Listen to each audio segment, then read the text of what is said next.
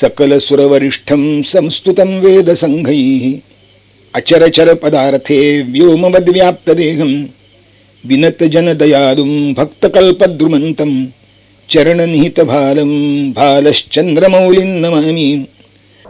वाटामोडून सूक्ष्म दुस्तर जयी सन्मार्ग संस्थापिले अद्वैतात सरवून साज आणले सौंदर्य भक्तीमुळे ज्यांचे वाङ्मय लाळवीत अमृता दीनास जे माऊली संत श्रेष्ठ असे सदैव नमितो प्रेमादरे पाऊली।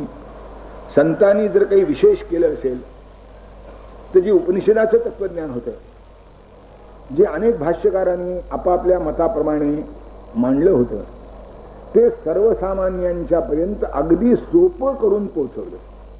वास्तविक अद्वैत हे समजायला अतिशय कठीण, शब्दाने सुद्धा समजायला कठीण, अनुभवाची तर गोष्ट दूर राहिली। पण असं अद्वैत भक्तीच्या माध्यमातून त्यांनी सर्वसामान्य लोकांमध्ये पोहोचवलं। इतकंच नाही तर आकर्षक बनवलं। अद्वैता चढवून साज आणले सौंदर्य भक्तीमुळे। नाही तर अद्वैताचा दाह कोणी बघितलाच नसतं त्याच्याकडे। एक वेळ माध्यांनी त्या सूर्याकडे बघणं शक्य आहे, पण अद्वैताकडे बघणं शक्य नाही। यांनी भक्तीमुळं त्याला सुंदर बनवलं, भक्तीमुळे त्याला रसाळ बनवलं। आणि हे करण्यासाठी वाटा मोडून सूक्ष्म दुस्तर जयी सन्मार्ग संस्थापिले। संतांनीच म्हटलंय, मोडून या वाटा सूक्ष्म दुस्तर केला राज्यभार चाले यायचा। सूक्ष्म वाट कोणती? ज्ञानाची। दुस्तर वाट कोणती? योगाची। ज्ञानेश्वर स्वतःच म्हणतात, योग योगेश्वर असून योगाची या वाटा जे रिगालेगा सुभटा तर या दुःखाचाच शेल वाटा भागा आला। योग मार्गाने जो जातो त्याच्या वाट्याला दुःखाशिवाय काही येत नाही। एकमात्र दुःखच त्याच्या वाट्याला येतं। आता आडनावाचे योग पुष्कळ आहेत आणि योग योगेश्वरही पुष्कळ आहेत। आमचे राजा त्याची थट्टा करायची, अनंत कोटी ब्रह्मांडाधीश योग योगेश्वर सच्चिदानंद अमुक अमुक अमुक। दादा म्हणले, हा वैभवानंद मोटारेश्वर आहे। योग योगेश्वर कशाला? तेव्हा योग ही अवघड वाट आहे, फार अवघड आहे। सर्वसामान्य गृहस्था करता ती नाही, सर्वसामान्य व्यक्ती करता येते नाही। काही निवडक माणसं अशी असू शकतात की जे योग मार्गाने आपली उन्नती करून घेऊ शकतात। बाकीच्यानी म्हणून दादाने मला जे प्रकरण लिहिलंय त्यात स्वच्छ शब्दात सांगितलं, योग मार्ग योग्यान तो न गृहस्थाश्रमी लोकांचा, परंतु तो टवाळीचा विषय मात्र करू नको। टवाळीचा विषय करू, पण आपला नमस्कार करावा, बाजूला ही दुस्तर वाट ती मोडली। आणि कशी केली? केला राज्यभार चाले यायचा, ज्याच्यावरून म्हणजे नॅशनल हायवे असा बनवला। केला राज्यभार चाले यायचा। हे कर्तृत्व ज्यांनी केलं, इतकंच नाही तर वाङ्मय असं निर्माण केलं, अमृतालाही उठी लाळ अमृतेन, अमृताच्या सुद्धा तोंडाला पाणी सुटावं हे वाचून असं वाङ्मय निर्माण केलं। ज्ञानेश्वरी अमृतानुभव पाहायला म्हणजे लक्षात येतं, तुकोबारायाचा गाथा पाहायला म्हणजे लक्षात येतं, मनाचे श्लोक समर्थांची पाहिलं म्हणजे लक्षात येते की काय काय गोडी आहे त्यात। साधे साधे शब्द असतात, पण खरोखरीच अमृतातेही पैजा जिंके असं त्यांचं सामर्थ्य आहे।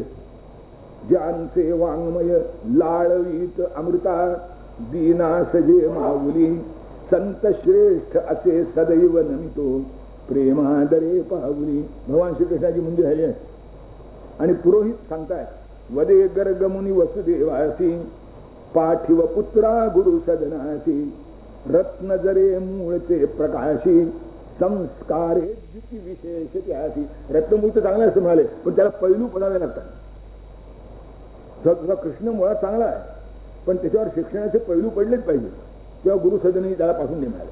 मला एक चांगले गुरु माहिती आहे, काश्यप गोत्री मुनी सांदीपनी योग्य गुरु तो मम दृष्टीनी शांत तपस्ग्रत गतस्पृह शुची तपस्वी दासी जाची विद्या देवी।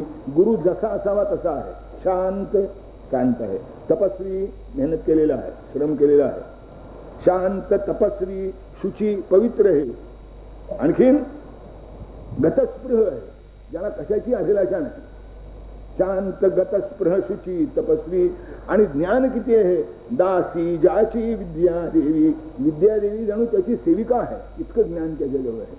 अवंती सतो वसे कुलपती त्यास करावी सादर विनती श्री गुरुचे हे उचित बोलणे वंद्य मानिले कृष्ण पित्याने. आणि आपल्या कुलगुरूची ही जी असं आहे कुलोपाध्याय हा कुटुंबाचा योग्य तो सल्लागार असे एकेकाळी. त्याला समाजामध्ये कुटुंबामध्ये मोठं मानाचं स्थान असे. योग्य तो सल्ला त्यांनी द्यायचा. कुटुंबाच्या त्या हिताचं काय आहे हे यजमानाला आपणून सांगायचं आणि यजमान तो शिरोधार्य मानित असे.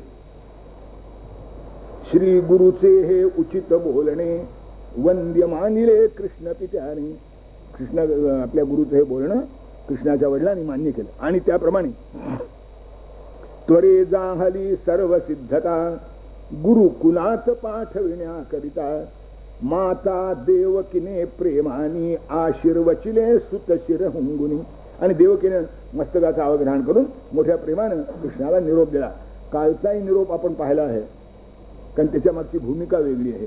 आजचाही निरोप आपण पाहतो आहोत. दोघींच्या अंतःकरणात वात्सल्य कमी असं नाही पण जी परिस्थिती आहे ती इतकी चमत्कारिक आहे की दोन टोकाच्या दोन प्रतिक्रिया झालेल्या आहेत. इथे माता देवकीने प्रेमाने आशीर्वचिले सुतशिर हुंगुनी. गुरु जगताचे रामकृष्ण ते अति विनीत वेशाने सन्मित पाणी होऊ न पातले जेथ गुरु सांदीपनी जय हरी सुखगंधा. आणि समित पाणी होऊन हातामध्ये समिधा धारण करून, समिधा म्हणजे त्या अग्नीमध्ये टाकतात जी काष्ठ असतात ना विशिष्ट विशिष्ट पवित्र वृक्षांची, त्यांना समिधा म्हणतात. ते वाळलेली असावी लागतात. ही हातामध्ये घेऊन गुरुकडे जायचं आहे. तद विज्ञानार्थम गुरुमेवाभिगच्छे समित पाणी श्रोत्रियम ब्रह्मनिष्ठम. ज्याला शरण जायचं आहे ज्याच्याकडे गुरु म्हणून जायचं आहे तो श्रोत्रिय आणि ब्रह्मनिष्ठ असला पाहिजे. आणि शिष्य कसा असला पाहिजे? समित पाणी असला पाहिजे. समित पाणी याचा अर्थ असा की समिध जशी जाळून घ्यायला तयार आहे प्रकाशाच्या प्राप्तीसाठी तसा मी सर्वस्वाचा त्याग करायला तयार आहे. समिध जशी शुष्क वाळलेली आहे तसा मीही निस्पृह झालेलो आहे. आता मला कशाची इच्छा नाही, वासना नाही, कोरडा आहे मी असा. हे प्रतीक आहे. समित पाणी होऊ न पातले जेथ गुरु सांदीपनी जय हरी सुखगंधा. त्या सांदीपनीच्या आश्रमात आले. काय सुंदर आश्रम होता म्हणतात. स्वर्गामधला देव गुरुचा आश्रम केवी असेल सासा ते जरी नाही ठाऊक कवणा याहून त्या परी विशेषताना. स्वर्गामधला देवगुरूचा आश्रम कसा आहे कोण आहे तो, पण याच्यापेक्षा तो जास्त चांगला असला पाहिजे असं काय म्हणता येणार. कारण चांगुलपणाचं जे सगळं वैशिष्ट्य आहे ते इथे प्रत्यक्ष होतं. काय असेल तिथे? कल्पतरूंचे उपवन तेथे असेल पुरवित मनोरथा. ते स्वर्गातला आश्रम आहे तेव्हा तिथे बाग कल्पतरूंची असणार, मनोरथ पुरविणारी असणार. इथेही बाग होती पण इथलं वैशिष्ट्य होतं इथल्या वृक्षांचं. परियेथची नवलाई ही वासनासमुळी उद्भव नाही. तिथे वासना पूर्ण होतात, इथे वासना उत्पन्नच होत नाहीत. आता चांगलं कोणतं? परियेथची नवलाई ही वासनास परी उद्भव नाही. संत हृदय जे परदुःखानी क्षणात पाझरते कळवळुनी. तेच आश्रमा प्रतयाभूषण तेच चंद्रकांता जरिमान. तिथे चंद्रकांत म्हणायची फरजबंदी असेल, वापरले असतील गृहनिर्माणाकरता चंद्रकांत म्हणी. चंद्रकांत म्हणायचं वैशिष्ट्य असं आहे की त्याच्यावर चंद्राचे किरण पडले की त्यातून पाझर फुटतो, त्यातून पाणी येतं. त्याला चंद्रकांत म्हणी म्हणतात. इथेही चंद्रकांतापेक्षाही श्रेष्ठ म्हणी होते संतांची हृदय की जी परदुःख पाहून पाझरत होती. तिथे चंद्रकांताला मान असला तिथे संतांची हृदय होती की जी चंद्रकांतापेक्षा सुद्धा श्रेष्ठ आहे. आणि ज्याला उपमा नाही, सज्जनाच्या हृदयाला लोणी म्हणणं, लोण्यासारखं म्हणणं हा सुद्धा सज्जनाच्या हृदयाचा अपमान आहे. संस्कृत सुभाषित आहे, सज्जनस्य हृदय नवनीतम यद्वदंती कवयस्तदलीकम अन्य देह विलसत्परितापात सज्जनो द्रवती नो नवनीतम. सज्जनाच्या हृदयाला लोण्याची उपमा देणं हा म्हणजे सज्जनाच्या हृदयाचा अपमान करण्यासारखं आहे. लोणी विरघळतं त्याच्या स्वतःच्या बुडाला आच लागली म्हणजे. सज्जनही विरघळतो दुसऱ्याला संकटात पाहून. हे स्वतःवर आलं त्याच वेळेला विरघळायचं. आता ज्याला लोण्यासारखं कसं म्हणायचं? इथे सज्जनाची हृदय आहेत. कशी विरघळायची ही? संत हृदय जे परदुःखानी क्षणात पाझरते कळवळुनी. बुडत हे जन देखवे ना डोळा म्हणून कनवडा येतो मज. हे फक्त इथेच घडतं बाहेर, बाकी कुठे घडायचं नाही. असं इथे होतं, म्हणून हे श्रेष्ठ झालं. सकल ही विश्वाची सुंदरता वचे येथ शिकण्या सात्विकता. मंत्रपूत आहुती गंधाने पवित्रतेचे चढते लेणे. सौंदर्य म्हणून जे जे काही असतं ते सगळं इथे उपस्थित होतं. इथे टेकड्या होत्या, इथे झाडी होती, इथे फुलं होती, इथे मोरासारखे पक्षी होते. सुंदर सुंदर म्हणून वर्णाला ज्याच्यामुळे म्हटलं जातं ते सगळं इथे होतं. वैशिष्ट्य एक होतं. बाकीचं सगळं जे सौंदर्य आहे हे माणसाला उन्माद आणतं. इथे जी सुंदरता आली होती ती सात्विकता शिकण्याकरताच मिळाली होती. सकल हे विश्वाची सुंदरता वसे येथ शिकण्या सात्विकता. नाही तर सौंदर्य रजोगुण तमोगुणाकडे नेतं माणसाला. हा आपला दुर्गुण जावा आणि सौंदर्यातही सात्विकता असू शकते हे लोकांना कळावं, पण ते आपल्यालाच नाही, ते लोकांना कसं सांगावं. म्हणून सौंदर्य सात्विक शिकण्याकरता इथं आलं होतं. सकल ही विश्वाची सुंदरता वसे येथ शिकण्या सात्विकता. मंत्र आणि त्या सात्विकतेला मंत्रपूत आहुती गंधाने पवित्रतेचे चढते लेणे. आणि मंत्रपूत जी आहुती गंध तिथे निर्माण होत असत, त्यामुळे ते सात्विकता जी आहे ती पवित्रही होत असे. वेद घोष गंभीर तेथनित घुमवी वातावरण तेज विलक्षण देत तया की निष्कलंक आचरण. जय हरी सुखकंदा. वेदाचे घोष तर पवित्र होतेच, पण त्या वेदाच्या घोषांना अधिक पवित्रता येत होती. ज्या मुखातून ते बाहेर पडत होते ते मुखही त्या शरीराचं होतं. निष्कलंक आचरण. जय हरी सुख. की असं नाव ठेवायला कोणी जागाच नाही. अत्यंत निष्कलंक सच असं चरित्र होतं ते समाज.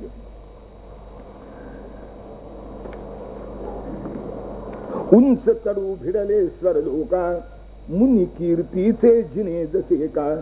विविध फुलांचा फुले ताटवा बहर जणू आला सद्भावा. वृक्ष इतके उंच उंच उंच गेले होते जणू आकाशाला भिडले होते. कशा करता? ऋषीची कीर्ती जी आहे तिला जिन्यासारखा उपयोग व्हावा म्हणून. स्वर्गापर्यंत जाण्यापुरता तो वृक्ष उपयोगी पडला पाहिजे. उंच तरू भिडले सरलोका मुनी कीर्तीचे जिने जसे का. विविध फुलांचा फुले ताटवा बहर जणू आला सद्भावा. सद्भावनेना बहर यावा अशी फुलं फुलली होती. सरस्वतीच्या प्रसन्न झाली आनंदाने जी खळी पडली. तेच सरोवर येथ मनोहर जलात पावे स्मित रूपांतर. ऋषीची ते तपस्या, ती विद्वत्ता, ते वैभव, ते वक्तृत्व, ती शिष्याविषयीची करुणा, हे सगळं पाहून सरस्वतीच प्रसन्न झाली. आणि प्रसन्न झालेल्या सरस्वतीच्या गालावर खळी पडली. ती खळी इथं सरोवरात रूपांतर झाली आणि तिच्या चेहऱ्यावर जे हास्य होतं तेच त्यातलं पाणी बनलं. सरस्वतीच्या प्रसन्न गाली आनंदाने जी खळी पडली. तेच येथ कासार मनोहर जलात पावे स्मित रूपांतर. पशुपक्षी उपवनात रमले जन्मजात निज वैर विसरले. सत्संगाचा वसंत अभिनव प्रेमलतेसी फुलवी पल्लव. जन्मजात वैर सत्स्वरूप विसरले होते. सापाच्या फणीखाली बेडूक विसावा घेत असे. ते शृंगेरीची स्थापना अशी झाली म्हणतात. शंकराचार्यांचे जे स्थान निवडलं ते तेवढ्याकरता निवडलं की त्यांनी असं पाहिलं की साप फडा काढून बसलाय आणि त्याच्या सावलीत बेडूक विश्रांती देतो. मोर आणि साप एकत्र राहायचे असं आहे. ससाण आणि पोपट जवळजवळ बसायचे. वाघाच्या गळ्यात हरिण पडायचं तरी वाघाने त्याला मारायचं नाही. पशुपक्षी उपवनात रमले जन्मजात निज वैर विसरले. सत्संगाचा वसंत अभिनव प्रेमलतेसी फुलवी पल्लव. छात्र नवागत शुकवचनानी पाठ विसरले घेती जाणुनी. मयूर नृत्ये रिसती वृत्ती दुजी उपाधी रंजक नवती. नवीन आलेले शिष्य छात्र विद्यार्थी आता त्यांना पाठ पुन्हा पुन्हा कसं मिळायचं. एकदा का तरी मग गुरुने सांगायचं. आता एकदा ऐकून कुठे लक्षात राहते. आता कोणीतरी पुन्हा नवीन सांगितलं पाहिजे. नवीन कोण सांगणार. तुम्ही झाडाखाली जर बसले असले तर वर बोलणारे जे पोपट आहेत त्यांच्याकडून त्यांना नवीन पाठ मिळायचा, कारण त्या पोपटांचं सगळं पाठ झालेलं होतं ऐकून ऐकून. छात्र नवागत शुकवचनानी पाठ विसरले घेती जाणुनी. आनंदाला करमणुकीला स्थान काय एकच. मयूर नृत्ये रिझती वृत्ती दुजी उपाधी दर्शक नव्हे रंजक नवती. मोर जेव्हा केव्हा नृत्य करीत असे तेव्हाच फक्त करमणूक व्हायची. कोकिल जेव्हा केव्हा गात असे तेव्हाच रंजकता मिळायची. एरवी करमणुकीची साधनं त्या महाविद्यालयात नव्हती. स्टार टीव्ही नाही, दुजी कारण विद्यार्थी जीवन जे आहे ते मनोरंजनाकरता नाहीच आहे, विद्याभ्यासाकरता आहे. क्वचित ताण तणावाला तर हे एवढं मयूर नृत्ये रिझती वृत्ती दुजी उपाधी रंजक नवती शीततेस शांत सा विसावा वनात त्या सर्वदा असावा अंधारा परिलवहीन ठाय पाप वसे सदहृदयी गाय. त्या वनामध्ये शीतता होती पण अंधार नव्हता. सज्जनाच्या हृदयात पाप राहील कसं? शीततेस शांत सा विसावा वनात त्या सर्वदा असावा. आणि अशा रीतीने श्रुती स्मृती उपनिषदे आगम रमती विद्या सकला जेथ तया आश्रमी हरिये भजन्या गुरुपद कमला जय हरी सुख कंदा. असा त्या अत्यंत सुंदर आश्रमामध्ये भगवान श्रीकृष्ण वेदविद्या इतर सगळ्या विद्या ग्रहण करण्याकरता म्हणून आले. ब्रह्मपूर्णते सगुण गोजिरे शिष्य भावकी धरी आदरे आचार्यासी तई वाटले विद्येचे तप फळास आले. आणि जेव्हा रामकृष्णांनी नमस्कार केला आणि आम्हाला विद्या घेण्याकरता शिष्य म्हणून स्वीकारा म्हटलं तेव्हा हे तर तोंडाने नुसतं बरं म्हणाले, ठीक आहे म्हणाले, पण आतून इतकी प्रसन्नता आली होती की बस म्हणाले आतापर्यंत जे विद्याध्ययनाचे कष्ट केले त्याच फळाला आले. का? ब्रह्मपूर्ण जे सगुण गोजरे शिष्य भावते धरी आदरे. प्रत्यक्ष पूर्ण ब्रह्म आज माझ्याकडे शिष्य म्हणून आलं, आणखीन काय मिळवायचं राहिलं जगामध्ये? दोघांचेही करुणी स्वागत आश्रम नियमा कथिले त्याप्रत बलरामासह मग मन मोहन आरंभी विद्यार्थी जीवन. इतका आनंद झाला होता, इतका अद्भुत शिष्य मिळाला होता, पण काहीही स्पेशल नाही. दोघांचेही करुणी स्वागत, त्यांचं स्वागत केलं. आश्रम नियमा कथिले त्याप्रत. हा आश्रम आहे, इथे असं असं राहायचं आहे आश्रम. आणि यांनी तक्रार केली की आम्ही कंसाला मारून आलेले आहोत, इतरांच्या सारखं आम्हाला समजता काय? गोकुळामध्ये आमची एवढी लोकप्रियता होती, तुम्ही ती लक्षात घेत नाही काय? आम्ही असे पराक्रम केले नाही.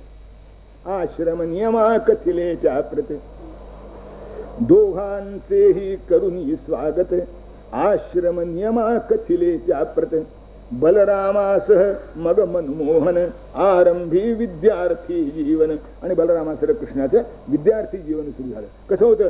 ब्राह्म मुहूर्ती सोडून शयना शुचिरभूत करी ईश स्मरणा समंत्र देई अर्घ्य रवीते रूप आपुले निरखुन तेथे. ब्राह्म मुहूर्तावर अंतून सोडावं. मुहूर्त म्हणजे सूर्योदयाच्या पूर्वी 3 तास. काय म्हणतात ब्राह्म मुहूर्त? ब्राह्म मुहूर्ती सोडून शयना शुचिरभूत करी ना ईश स्मरण. शुचिरभूत व्हावं, शौचमुखमादीन स्नान वगैरे उठकावं, परमेश्वराचं स्मरण करावं. आणि ऐन सूर्योदयाच्या वेळेला समंत्र देई अर्घ्य रवीते. काय पाहून? रूप आपुले निरखित ते. त्याचा भगवान श्रीकृष्ण अर्घ्य देतोय. तर सूर्य म्हणजे दुसरा कोणी नाहीच आहे, तोच मी. यो असो आदित्य सोहमस्मी. ज्या आदित्यामध्ये जो आहे तोच मी. असं रूप आपुले निरखित ते अर्घ्य द्यावे. प्रथम करावी बहुगुरु सेवा पाठ जवळ बसूनी मग घ्यावा करिता प्रभुतो वेदाध्ययन चढे रुचाना तेज विलक्षण. पहिल्या प्रथम गुरुची सेवा करावी, म्हणजे आश्रमातली काही कामं आहेत का, मुक आहे का, तमुक आहे का, सगळं विचारावं. सगळी योग्य ती कामं पार पडली म्हणजे मग गुरु जवळ जाऊन बसावं. महाराज काही सांगणार का असं विचारावं नम्रपणाने. विचार फरक आहे. प्रथम करावी बहुगुरु सेवा, खूप पुष्कळ सेवा करावी, नाही तर नाही, पाठ नाही त्या दिवशी. प्रथम करावी बहुगुरु सेवा, सगळी कामं आपल्या वाट्याला आलेली उरकून मग इतरांना सहाय्य करून झाल्यानंतर मग प्रथम करावी बहुगुरु सेवा पाठ जवळ बसूनी. मग म्हणून गीतेत सुद्धा तद्विधी प्रणिपातेन परिप्रश्नेन सेवया असे 3 गोष्टी सांगितल्या. मग उपदेक्षन्ति ते ज्ञानम ज्ञानिनस् तत्वदर्शिना. आता शिष्य महागण गुरु स्वस्त अशी स्थिती झालेली आहे. गुरु वाट बघत असतो, शिष्य कोणी येतोय की नाही आपल्याकडे पाहतो. आणि असं झालं म्हणजे शिष्याला वाटत आता काय इथे प्रथम करावी बहुगुरु सेवा, मग पाठ जवळ बसून मग घ्यावा. आम्ही जाऊ तेव्हा सांगितलं पाहिजे, अशी नाही. पाठ जवळ बसून मग घ्यावा. मग जेव्हा पाठ, गुरुची इच्छा असेल तेव्हा पाठ, वेळापत्रकाप्रमाणे नाही. पाठ जवळ बसून मग घ्यावा. आणि काय व्हायचं, जेव्हा भगवान गुरुनी सांगावं आणि त्यांनी उच्चारावं, तेव्हा अशी वेदाची ऋचा जेव्हा भगवंत उच्चारित करिता प्रभुतो वेदाध्ययन, चढे ऋचाना तेज विलक्षण. त्या ऋचा तेजस्वी झाल्यासारख्या वाटायच्या, प्रसन्न झाल्यासारख्या वाटायच्या. काही अद्भुत सौंदर्य त्यांच्या ठिकाणी प्रगट व्हायचं. कसं व्हायचं समजण्याकरता एक उपमा सांगतो. यावी कन्या सासुरवासी, बहु दिवसानी मातृगृहासी, मग ती हर्षित दिसते जेवी, तशी ऋचा हरिमुखी दिसावी. जिला सासुरवास आहे अशी कन्या, नुसती सासरी राहणारी कन्या नव्हे, जिला सासुरवास आहे अशी कन्या फार दिवसांनी माहेरी आले म्हणजे जशी प्रसन्न दिसते तशी ऋचा भगवंतांच्या मुखामध्ये दिसायची. कारण ते मूळचं माहेर आहे भगवंताचं. भगवंताचं मुख हे त्या ऋचेचं माहेर आहे. आणि हे बाहेर आता ते कसं कसं तंबाखू खाता खाता कोणी, आता काय विचारू नका त्या ऋचांचे भारी हाल. तंबाखूचा बोकणा तोंडात आणि यांचं चाललंय अग्नी मी अरे काय काय होईल त्यांचं सांगताय. तेव्हा ते सासुरवास असे या घरी त्या मुलीचं जसं होतं तसे ऋचांचे आत्तापर्यंत हाल चालले होते. पुन्हा भगवंताच्या मुखात जेव्हा ती आली तेव्हा माहेरी आलेल्या मुलीसारखं तिला वाटलं. बहु दिवसांनी सासुरवासी, यावी कन्या मातृगृहासी, मग ती हर्षित दिसते जेवी, तशी ऋचा हरिमुखी दिसावी. जेवण बाकीचं कसं होतंय, फलमूलाचे भोजन वाही स्वश्री समिधा काष्ठे, प्रेमळ निर्मळ पाहुन वर्तन मुनिवर मनी संतुष्टे, जय हरी सुख कंदा. फलमूलाचं भोजन, भिक्षेचं अन्न जेवढं मिळेल ते मिळेल, सगळ्यांच्या बरोबर जसं असेल तसं असेल. फल स्पेशल केस काही नाही. फलमूलाचे भोजन वाही शिदी स्वशरी समिधा काष्ठे, ती काष्ठ समिधा लाकडं वगैरे जे आहेत ती आपल्या डोक्यावरून वाहून आणायची. सुदामदेव जशी आणत असे तशी कृष्णे आणत होते. ते सुदाम हाडकोळात म्हणून त्याचा भार सुद्धा काही आपला डोक्यावर घेत होता. पण मी राजपुत्र आहे, मी राजपुत्र नाही, ते सगळे सारखे. आणि वागणं कसं होतं, अतिशय प्रेम, अति निर्मळ, फार गोड, सगळ्यांना ते अगदी. आणि इतकं असून गुरु संतुष्ट व्हायचे, पण तोंडाने नाही. गुरुवर मनी संतुष्टे जय. आता म्हणजे चांगलं म्हणलं तर दुसऱ्या दिवशी काम नाही तर बसा वाटत वाटवर. आदल्या दिवशी कामाला चांगलं म्हणलं तर फार चांगलं काम करणार, म्हणजे दुसऱ्या दिवशी कामाला उभा राहायला तर राहायचा.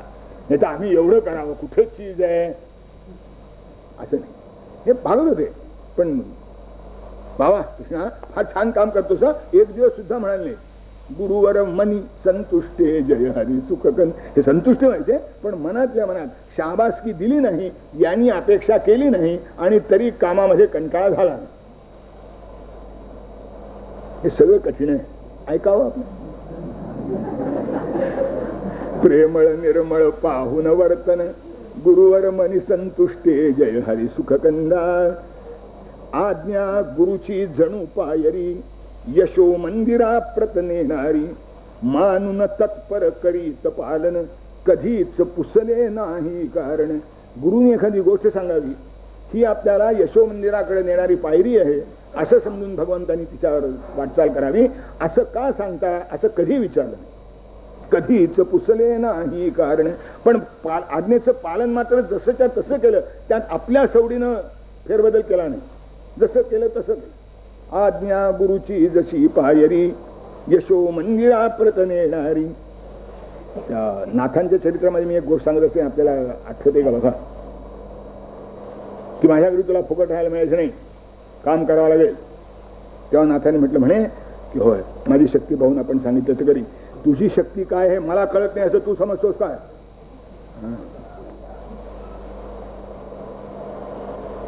तुझी शक्ती काय आहे हे मी ठरवायचं का तू ठरवायचं. म्हणजे तू काम नको म्हणायला केव्हाही मोकळा, माझ्या शक्तीप्रमाणे नाही झालंय. सांगणाऱ्याला याचा अर्थ काय होतो, सांगणाऱ्याला अक्कल नाही, केवळ तो उपकार म्हणून तुमच्या पुढे नम्र आहे एवढाच त्याचा अर्थ. तुम्हाला कळत काही नाही, काय करा, केस पिकले, वय जास्त आहे, चुकून परमेश्वराच्या चुकीमुळं आम्ही उशिरा जन्माला आलो. तेव्हा तुम्हाला मान दिला पाहिजे. आज्ञा गुरुची जणू पायरी, जसच्या तसं पालन यशो मंदिरा प्रत नेणारी. मानून तत्पर करीत पालन, तत्पर राहून पालन करीत होते. मानून तत्पर करीत पालन, कधीच पुसले नाही कारण. असं का मला सांगता? आता त्याला तेवढं सांगत नाही तुम्ही, मलाच का? कधीच पुसले नाही. कृष्णाने काय केलं ते सांगतो. कधीच पुसले नाही कारण. कृष्णाने कधी कारण विचारलं नाही की असं मला का सांग, आणि त्याला का सांगितलं नाही वगैरे वगैरे. आपल्याकडे नेहमी आढळतं तसं आहे, इथे ते नव्हतं. कधीच पुसले नाही कारण, गुरुवचनावर भाव धरावा, जीवाचा जणू अमूल ठेवा. गुरुचं वचन हा जणू माझ्या जीवाचा मोठा ठेवा आहे. आता याच्यापेक्षा आणखीन श्रेष्ठ मला काही राहिलेलं नाही, काही उरलेलं नाही. सगळं आहे ते याच्यामध्ये आहे असं समजून गुरुवचनावर भाव धरावा, जीवाचा जणू अमूल ठेवा. अनन्य चित्ते ऐकत जाण, सर्वांगाचे करुणी कान. गुरु जेव्हा काही सांगत असत तेव्हा इतक्या तन्मयतेने ऐकावं की सर्वांगाचे कान करून. ज्ञानेश्वर महाराजांनी श्रोत्याची विनंती केली ना, तरी अवधान ऐकले दिजे मग सर्व सुखाची पात्र होईजे. इथे अवधानच जणू श्रीकृष्णाच्या रूपाने प्रगट झालं होतं. दक्षताच जणू श्रीकृष्णाच्या रूपाने प्रगट झाली होती. अनन्यताच जणू श्रीकृष्णाच्या रूपाने प्रगट झाली होती. सगळी जिज्ञासाच जणू श्रीकृष्णाच्या रूपाने प्रगट झाली होती. गुरुवचनावर भाव धरावा, जीवाचा जणू अमोल ठेवा. अनन्य चित्ते ऐकत जाण, सर्वांगाचे करुणी कान. आता काही गोष्टी मोठ्या विलक्षण असतात. गुरुपत्नीची कृष्णावरती विशेष वत्सल जडली प्रीती. पुत्र प्रेमा तिचा भुकेला, हरी सहवासी तृप्त झाला. त्या संदीपनेचा एक मुलगा बराच मोठा होऊन समुद्रात बुडून गेला होता. त्याला मूल नव्हतं. कृष्ण आश्रमात आल्याबरोबर त्या गुरुपत्नीला वाटलं की माझं पोरच मला पुन्हा परत नाही. गुरुपत्नीची कृष्णावरती विशेष वत्सल जडली प्रीती. पुत्र प्रेमा तिचा भुकेला, हरी सहवासी तृप्त झाला. आता बाकीचे आश्रमवासी इतर बटूना, हृदय विसावा म्हणजे कान्हा. सुदाम देवा वाटत असे तर श्री हरी माझा प्राण बहिश्चर. बाकीच्या आश्रमातले जे सगळे बटू होते त्यांना श्रीकृष्ण म्हणजे अगदी आपला जीवश्च कंठेचे मित्र. सुदाम देवाचा जणू माझा बहिश्चर प्राण आहे असं वाटावं, इतकं प्रेम त्यांचं. अहो माणसाचं असेल यात कानवलंय. पानवतीना धेनू हरिविण, हरिण न मृदू तृण खाती. फार काय फुलती न फुलेही, जीवन त्या श्रीमूर्ती जय. चांगल्या माणसाने सहवास असं होतं. लोकमान्य टिळकांच्या चरित्रामध्ये एक आठवण. लोकमान्य टिळक मंडालेला राहत होते. 6 वर्ष मंडालेला होते, तुरुंगामध्ये होते. त्यांच्या सेवेला एक तिथे एक आचार्य होते. तो परत आला, तो आपली आठवण सांगतो की महाराज तिथे होते तोपर्यंत तिथली बाग फुललेली होती. महाराज गेले आणि बाग सुकली. महाराज टिळक काय खतपाणी करत होते का? तुरुंगाची बाग होती, पण टिळक होते तोपर्यंत ती बाग फुललेली होती. असं असतं. म्हणून कृष्णाच्या सहवासामध्ये फार काय फुलती न फुलेही, जीवन त्या श्रीमूर्ती जय हरी सुखकंदा. या अंधश्रद्धा निर्मूलनाने ती आठवण काढून टाकली की नाही मला माहित नाही. शक्यता आहे काढून टाकल्याची, कारण आता नवीन त्याची आवृत्ती संक्षिप्त प्रसिद्ध झाली. म्हणाले ही आठवण जर त्यात आली असली तर बरोबर, नसली आली तर अंधश्रद्धा निर्मूलनवाल्यांचा हात ठरलाय त्याच्यामुळे समजायला काय हरकत नाही, कारण मूळच्या ग्रंथामध्ये आहे.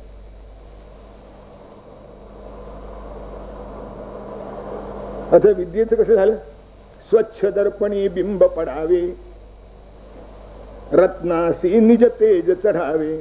शशी प्रति पौर्णिमा मिळावी, हरीस आल्या विद्या देवी. भगवंता विद्या आली, आरशात प्रतिबिंब पडावं तशी विद्या आली.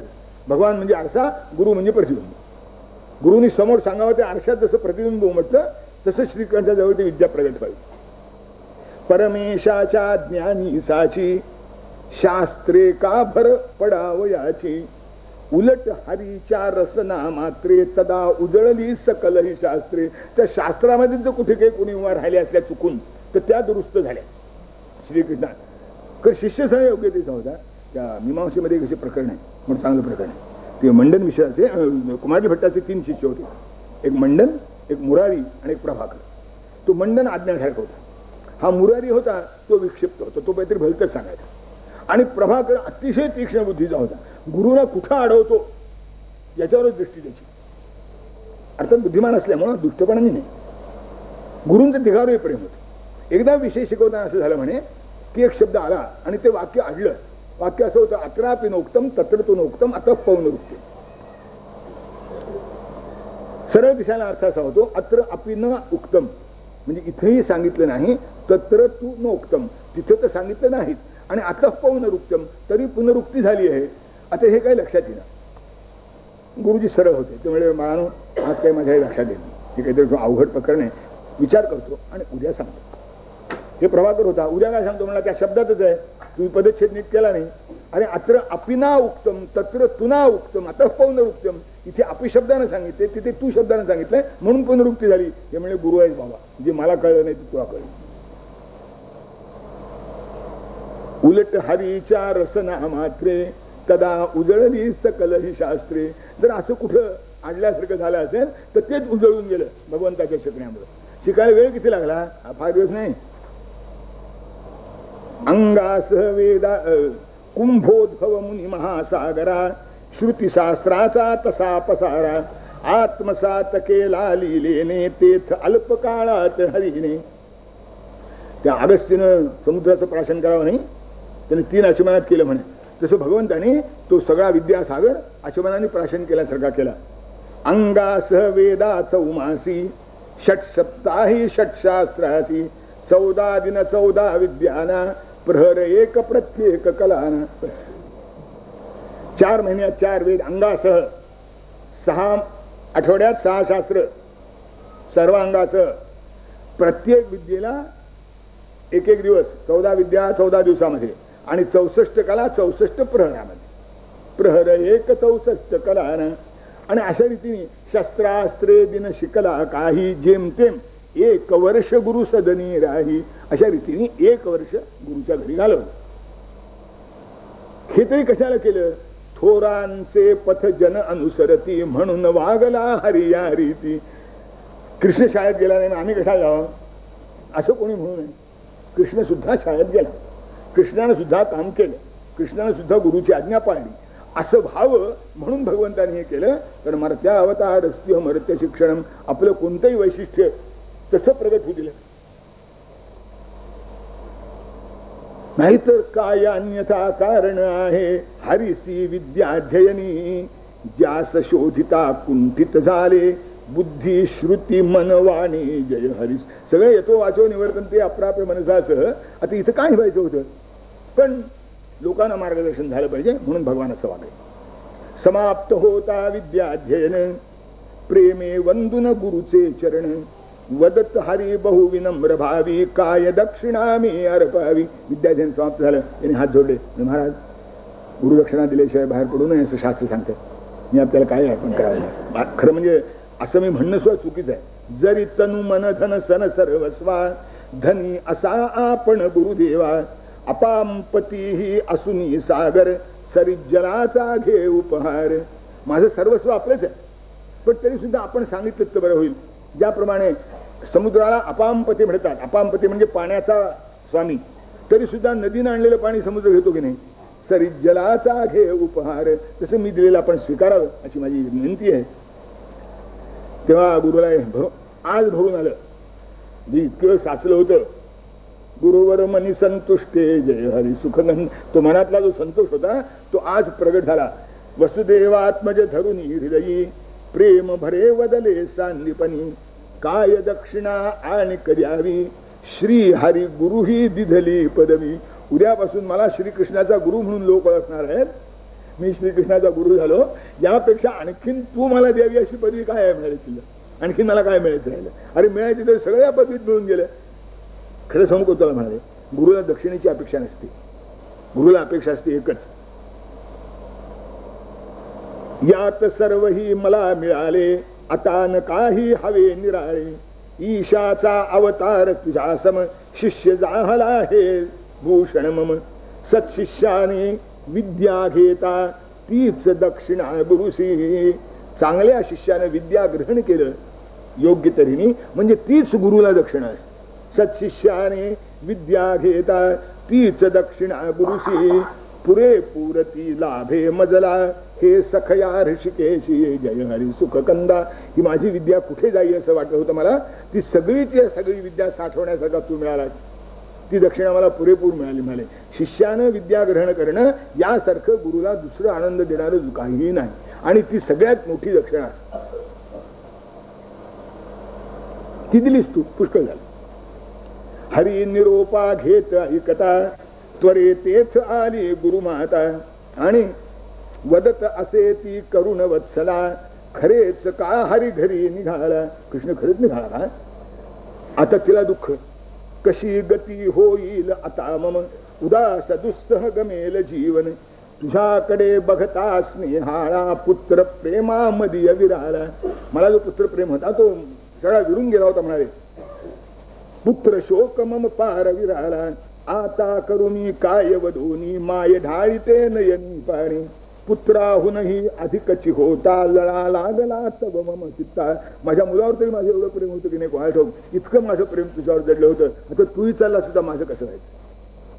हे ऐकलं आणि भगवान म्हणाले म्हणत हरी शिर ठेवून चरणी शोक न लवही करणे जननी.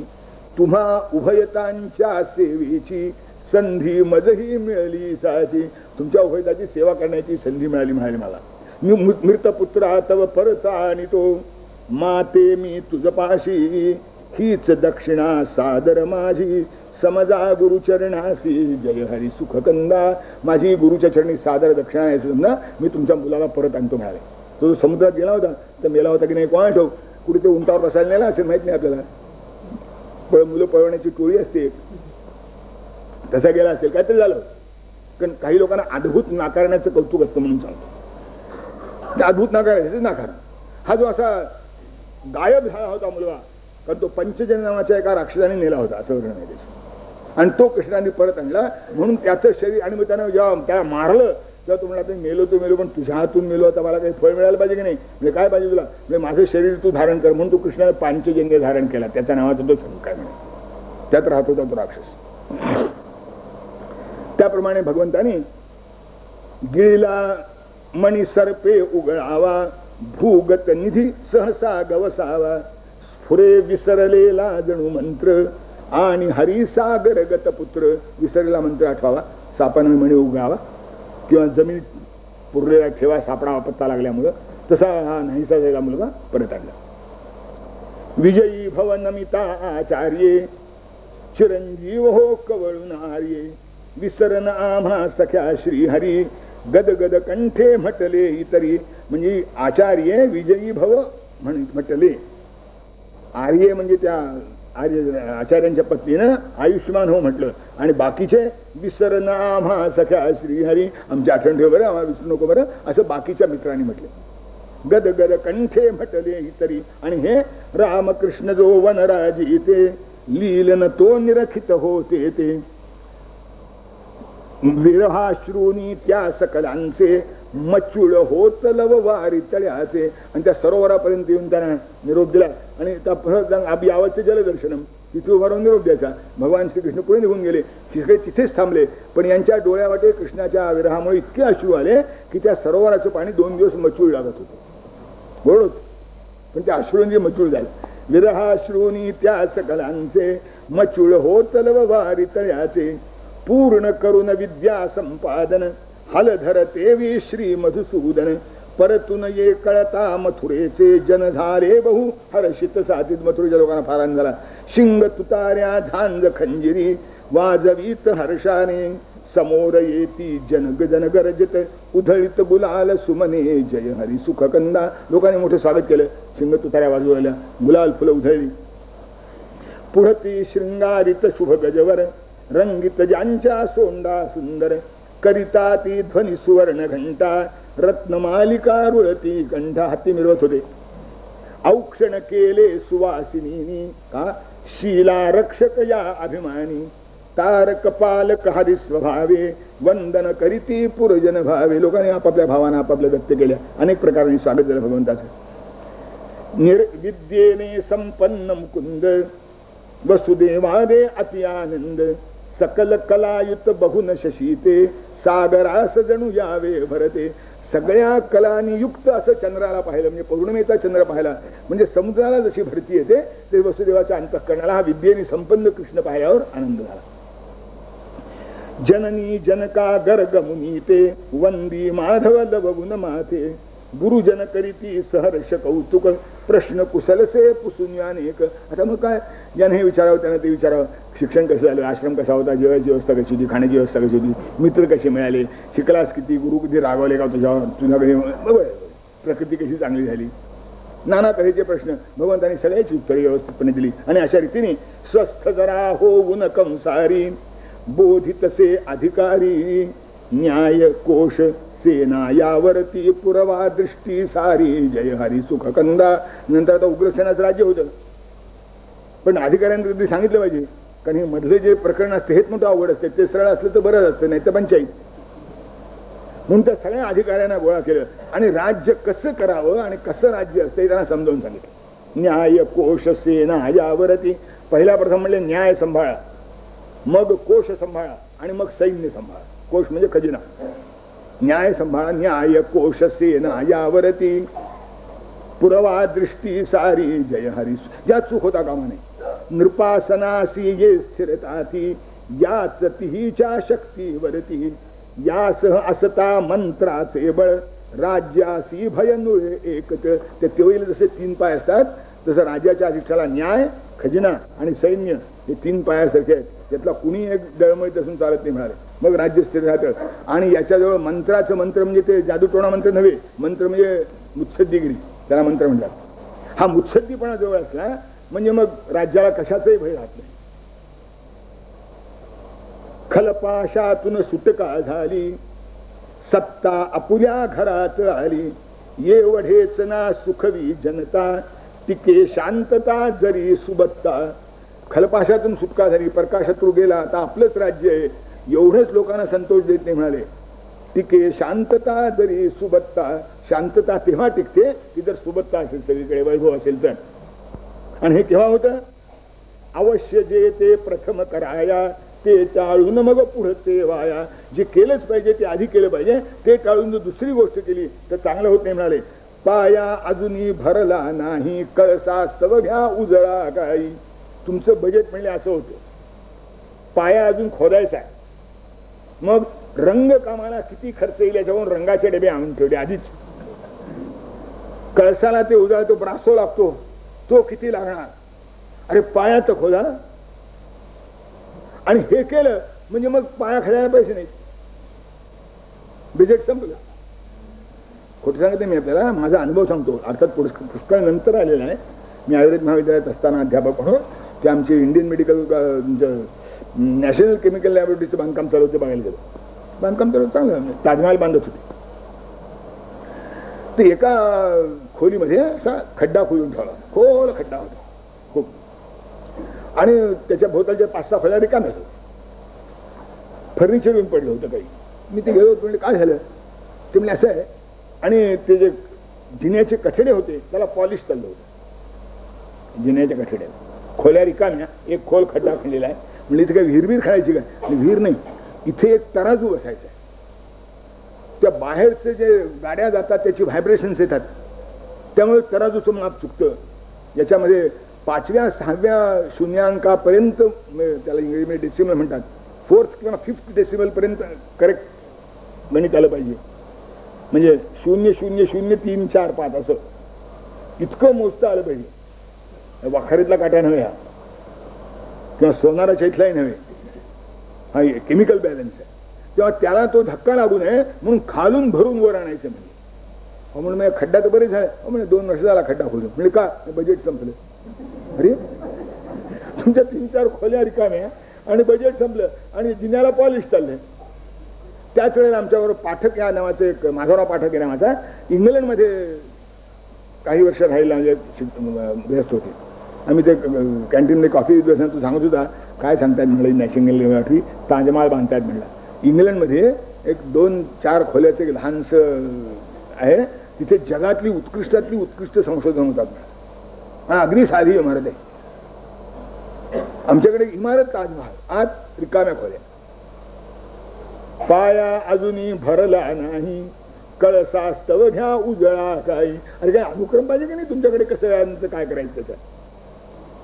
यास्तव सावधता बहुरावी, हय गय लवही कुठे हवय गय लवही कुठे नसावी, अशी रीत लावून राज्यासी बनविले आदर्श तयासी. अशा रीतीने राज्याला शिस्त लावली आणि राज्य चांगलं चालू झालं. इतक्यात उसने घेण्या जामाताचे मरदुनिया कृष्णास, मथुरेवरती गीत चालुनी जरासंध मगधेश जय हरी सुख कंसाचा जावई जरासंधाचा.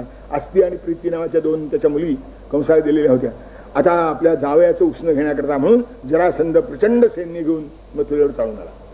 सवे घेऊनी अगणित सेना, रथी पदाती अश्व गजानन, सुसज्ज सकल ही शस्त्रास्त्रानी, कुवासना जणू मदकामानी. आधी कुवासना आणि मग त्याच्यावर मदकाम, तशी सगळी शस्त्रास्त्रे त्या सेनेच्या हातामध्ये होती. वादळात सापडता नौका, लाटांचावर बसे तडाखा, सेनाघात तसे वरचेवर, कंस सासरा करी मथुरेवर. सूड बुद्धीने भरला साचा, रणोत्साह उन्मत्त तयाचा, विषे माखलेली तरवार, तशीच ती तद्वृत्ती भयंकर. विषानं माखलेली तरवार असावी तसं सुडाने पेटलेला हा जरासंध थोडा भयंकर होता. रागाचे सोडित सुस्कारे, जरासंध गरजत हाणारे, जसा कढतशा धूमा ओकत, अग्निमुखी गडगडतो पर्वत. तो ज्वालामुखी पर्वत जसा गडगडतो त्याच्यातून धूर ज्वाळा बाहेर पडतात तसा याचे संताप बाहेर पडत होता. रामकृष्ण ही सुसज्ज झाले, येता ते परचक्र, रक्षण करिता हरी असल्यावर, होतन रोमही वक्र जय हरी सुखकंदा. आता भगवान पाठीचे आहे. भगवान रणावर निघाले म्हणल्याबरोबर यांचे स्वर्गामधले जे खास आयुध होती, दोन दिव्य रथ हरिसेवेस्तव, अवतरले मणिभूषत अभिनव, ध्वज गरुडांकित एकावरती, चढे तयावरती श्रीमूर्ती, नील शरीरी सुवर्ण वसने, मेघ खुले जणू कोमल किरणे, शारंग शदासन शोभत हाता, पाठीवरती लटके भाटा, होऊन वीर श्री संचार, उग्रपणालव नसे मुखावर, सुवर्ण कितीही जरी तापले, तप्त लोह सम कधी का दिसले. प्रयोग करून बघायला हरकत नाही. तापलेलं तांबडं लाल झालेलं लोखंड आणि तांबडं लाल झालेला सोन्याचा काम, दोघांच्या सौंदर्यात फरक दिसतो. हे रागावले होते पण सोनं तापल्यावर जसं दिसते तसे दिसत होते. होऊन वीर श्री संचार, उग्रपणा नस नवे नवनसे मुखावर, ताल तरूचे चित्र, यांच्यावर ताडाचं चिन्ह होतं बदामदाराच्या निशाणावर. ताल तरूचे चित्र जयावर, राम बसे हल मुसल गदाधर, अबद्ध मंत्रे भैरव खवळे, तसे उग्रपण धारण केले. ते अबद्ध मंत्र म्हणते म्हणजे भैरव खवळतो म्हणतात, त्याप्रमाणे संतापलेले होते. तसे उग्रपण धारण केले. बघून तया समरात कोपला, जरासंध निज चित्ती, धावत येऊन म्हणे हरीसी, धनुधरीसी का हाती जय हरी सुखकंदा. आणि जरासंध समोर धावत आला. समोर पाहिलं तर कृष्ण. आता त्याच्या सगळ्याच कल्पना बदलून गेल्या. त्याला वाटलं त्या मल्लाला मारणारा, त्या कुवल्या पिढ्याला मारणारा, कंसाला ठार मारणारा कोणीतरी धिप्पाड पुरुष असला पाहिजे 6.5 फूट उंच. हे कोळपोर 16-17 वर्षाची. अरे तो म्हणतो पिळता अधरा दूध निघावे, त्या तुझ सहकामी झुंजावे, जा घरी मुलीसी खेळत बसजा. ही रासक्रीडेवर टोपणी. घरी मुलीसी खेळत बसजा, मध पुढती नच दावी गमजा, कपट करोनी आपुला मामा, वधिलासी तू स्वकरे अधमा, क्षणहीन थांबावे मध पुढती, जीवाची जर असली प्रीती. भगवान काय म्हणाले, वदे हरी उपहासून त्याते, बाण रहित तव दिसती भाते. भातात बाण दिसत नाही तुमच्या, रिकामे दिसत मिळे भात. म्हणजे का नाही म्हणजे असं आहे, भात्यात जर बाण असते तर जीभ वळवळली नसती. बाण रहित तव दिसती भाते, करी न बोलत बल असतामा, खण खण तो बघ कुंभ रिकामा. रिकामा मडकं असतं. खण खण तो बघ कुंभ रिकामा, सहन झाले वच असुराते, खवळून चावी निज अधराते, शराराने शत शत फेकी शर, सेना ही करीवर शहरीवर शूल परिघ तोमर खडगांची छुरिका बहुमुख शिली मुखांची भीड झाली एकच सहसा श्याम दिसे मेघावृत रविसा. आणि मेघाने आवृत झालेला मेघ सूर्य जसा दिसावा तसे त्या शस्त्रास्त्रांच्या मारामध्ये भगवान एक क्षणभर झाकल्या गेल्यासारखे जाईल. पण परिणच टिकला शोक पळावर मथुरा नर नारींचा झाकतील किती गवती काड्या उग्र भागवन्हीचा जय हरी सुख कंदा. विफल जाहली सकल ही शस्त्रे शब्द अनुभवा पुढती अपूर्व विक्रम बघून चरकला जरासंध निज चित्ती जय हरी सुख कंदा. आणि यानं इतके वेळ केलेला शस्त्रास्त्रांचा मार एका क्षणात नाहीसा झाल्यासारखा झाला आणि जरासंध चकित झाला. श्री कृष्णाचा एकच बाण शतशस्त्रासी निवटी जाण रिपुरिथडांची वाहे सरिता शवकर चरणा ये जलचरिता. चंडमेघ समयोध्ये भिडती गरजत फिरती पुढती स्रवती शस्त्रे चमकुन शस्त्रे शतकुन चमके चपला रुधिरन जणू जलवर्ष जहाला. घायाळांचे ते चित्कार वीरांचे हुंकार भयंकर. मांजरच आहे ना.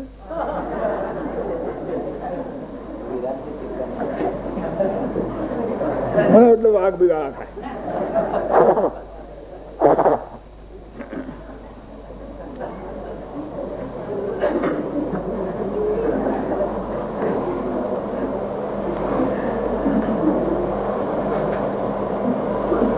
घायाळांचे ते चित्कार वीरांचे हुंकार भयंकर. गर्ज घोर हो एकच साचा तये तडकला घुमट नभाचा.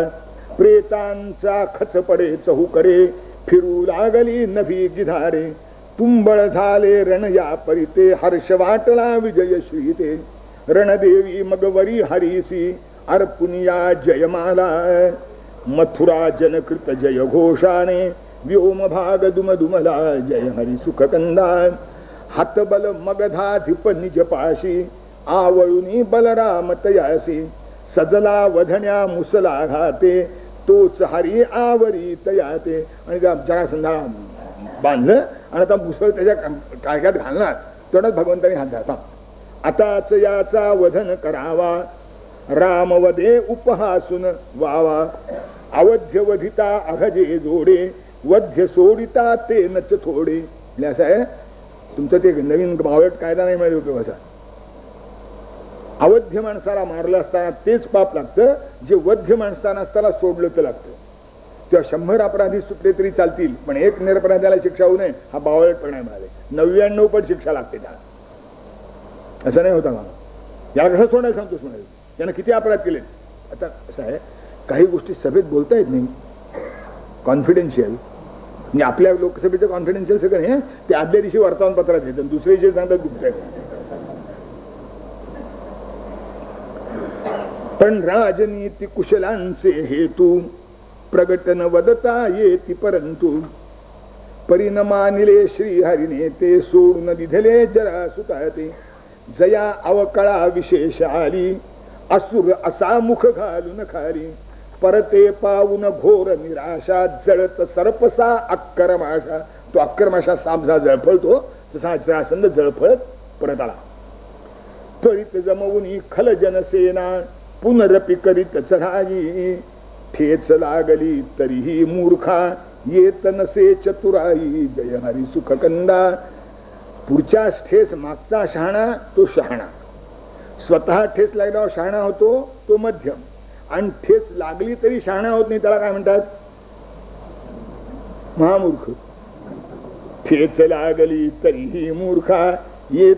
आणि त्याच्यावर काही असतात ठेच लागल्यावर असं लाग पुन्हा पुन्हा पुन्हा. आता त्याला काय म्हणा हे त्यातली होती. ठेच लागली तरीही मूर्खा येत नसे चतुराई जय हरी सुख. असं सगळं नाही. मी माझ्या एका मित्राला खरंच पाहिलं. त्याच्या घराचं दार होतं जरा ठेन आणि हा होता उंच. आता काहीतरी गडबडीत ती चौकट लागली त्याला. चौकट लागली याला राग आला. पुन्हा परत येताना लागली. लाग म्हणलाय किती लागतो तिला. मी त्याला 17 जण मागं ओढलं. म्हटलं त्या चौकटीचं काय बिघडणार आहे. तुझं डोकं फुटलं म्हणजे पंचायत होईल.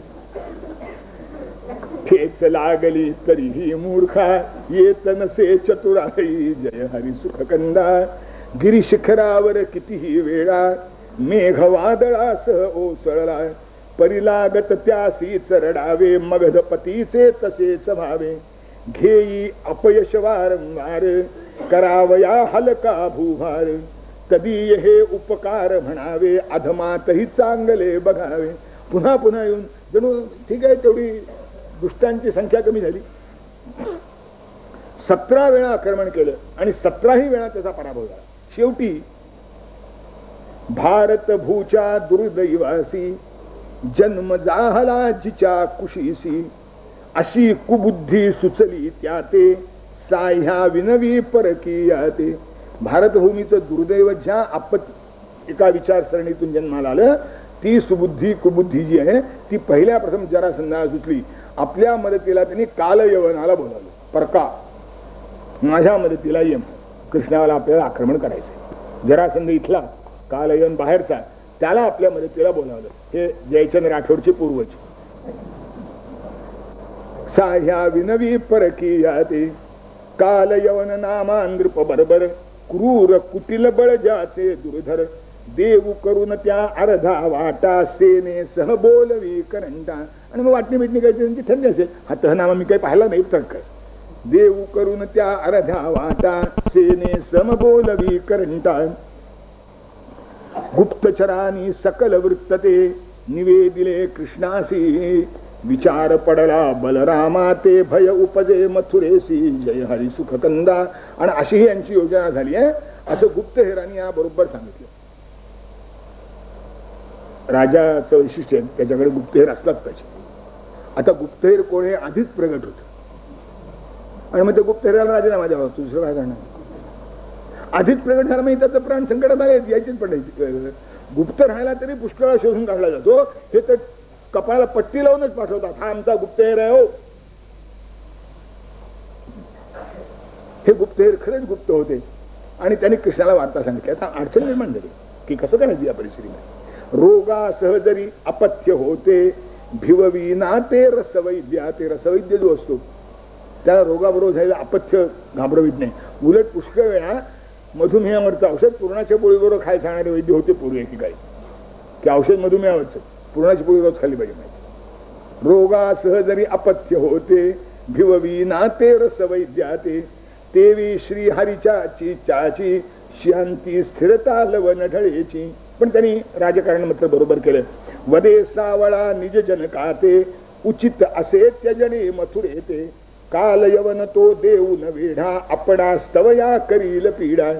आजवरी जे छळ युद्धाचे शिणले तेने जन मथुरेचे रणभू पालट हवा कराया ताण अधिकची सोसेल नया. रणभू पालट हवा कराया. आता रणभू पालट केला पाहिजे. युद्धाची भूमी बदलली पाहिजे. आता याच्यापेक्षा अधिक त्रास मथुरेच्या लोकांना सोसणार नाही. आणि आता येतोय जो तो एका निराळ्या वृत्तीचा आहे त्यामुळे नागरिक सुरक्षित राहणार नाहीत. आतापर्यंतच्या युद्धामध्ये नागरिक सुरक्षित होते. आता नागरिक सुरक्षित राहणार नाहीत किंवा मथुरेला आपण राहता कामा नये. तो आपल्या करता येणार आहे. आपणच ही जागा बदलली पाहिजे.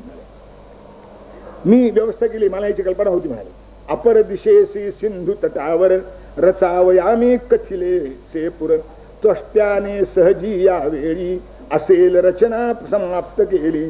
म्हणून सकल यादवास घेऊन तुम्ही त्वरित जा तिकडे इकडे मी या यवन मदाचे सहज करीन शत तुकडे जय हरी सुख कंदा. तुम्ही तिकडे जा.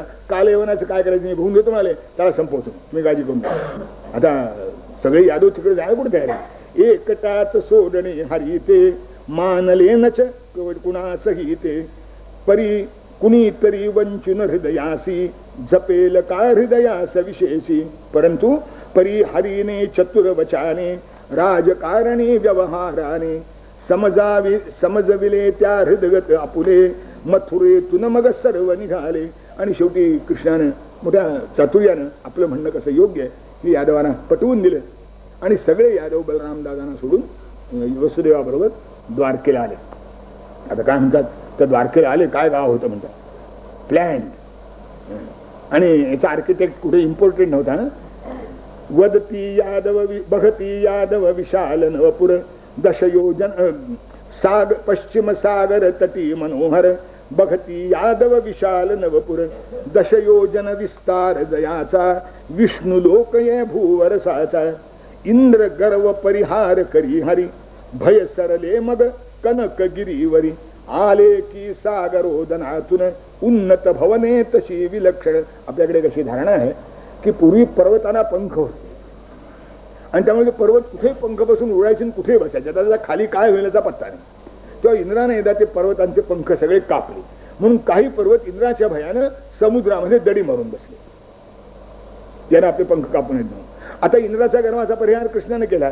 आता इंद्राचं काय चालतंय, कृष्णाच्या आश्रयाने आपण राहू म्हणून ते समुद्रातले सगळे पहाड बाहेरून बसले. ती जणू इथली मंदिरं होती, इथली जी निवासस्थानी होती ती अशी होती की ते इंद्राच्या भयानं प्रगट झालेल्या पर्वतासारखी. उन्नत भवने तशी विलक्षण शैल रैवतक करी पहारा जार विदे कांचन करभारा कड दुसरी सागर संरक्षी जसा पिता शिशु घेऊन कुक्षी. इकडे ते रैवतक पर्वताचा तट, दुसरीकडे समुद्र आणि मध्ये द्वारका अशी मोठी सुरक्षित जागा कृष्णाने निवडली होती. भव्य तटाच्या गोपुरवेशी पुररक्षण करिता ती पूर्ण जलाने अथांग विस्तृत खंदक वेढा देती जय हरी सुखकंदा. आणि समुद्रापासून समुद्रापर्यंत मधल्या द्वारकेचं रक्षण करण्याकरता खंदक खणलेले होते, तट भक्कम होते, मोठ्या मोठ्या प्रचंड वेशी होत्या.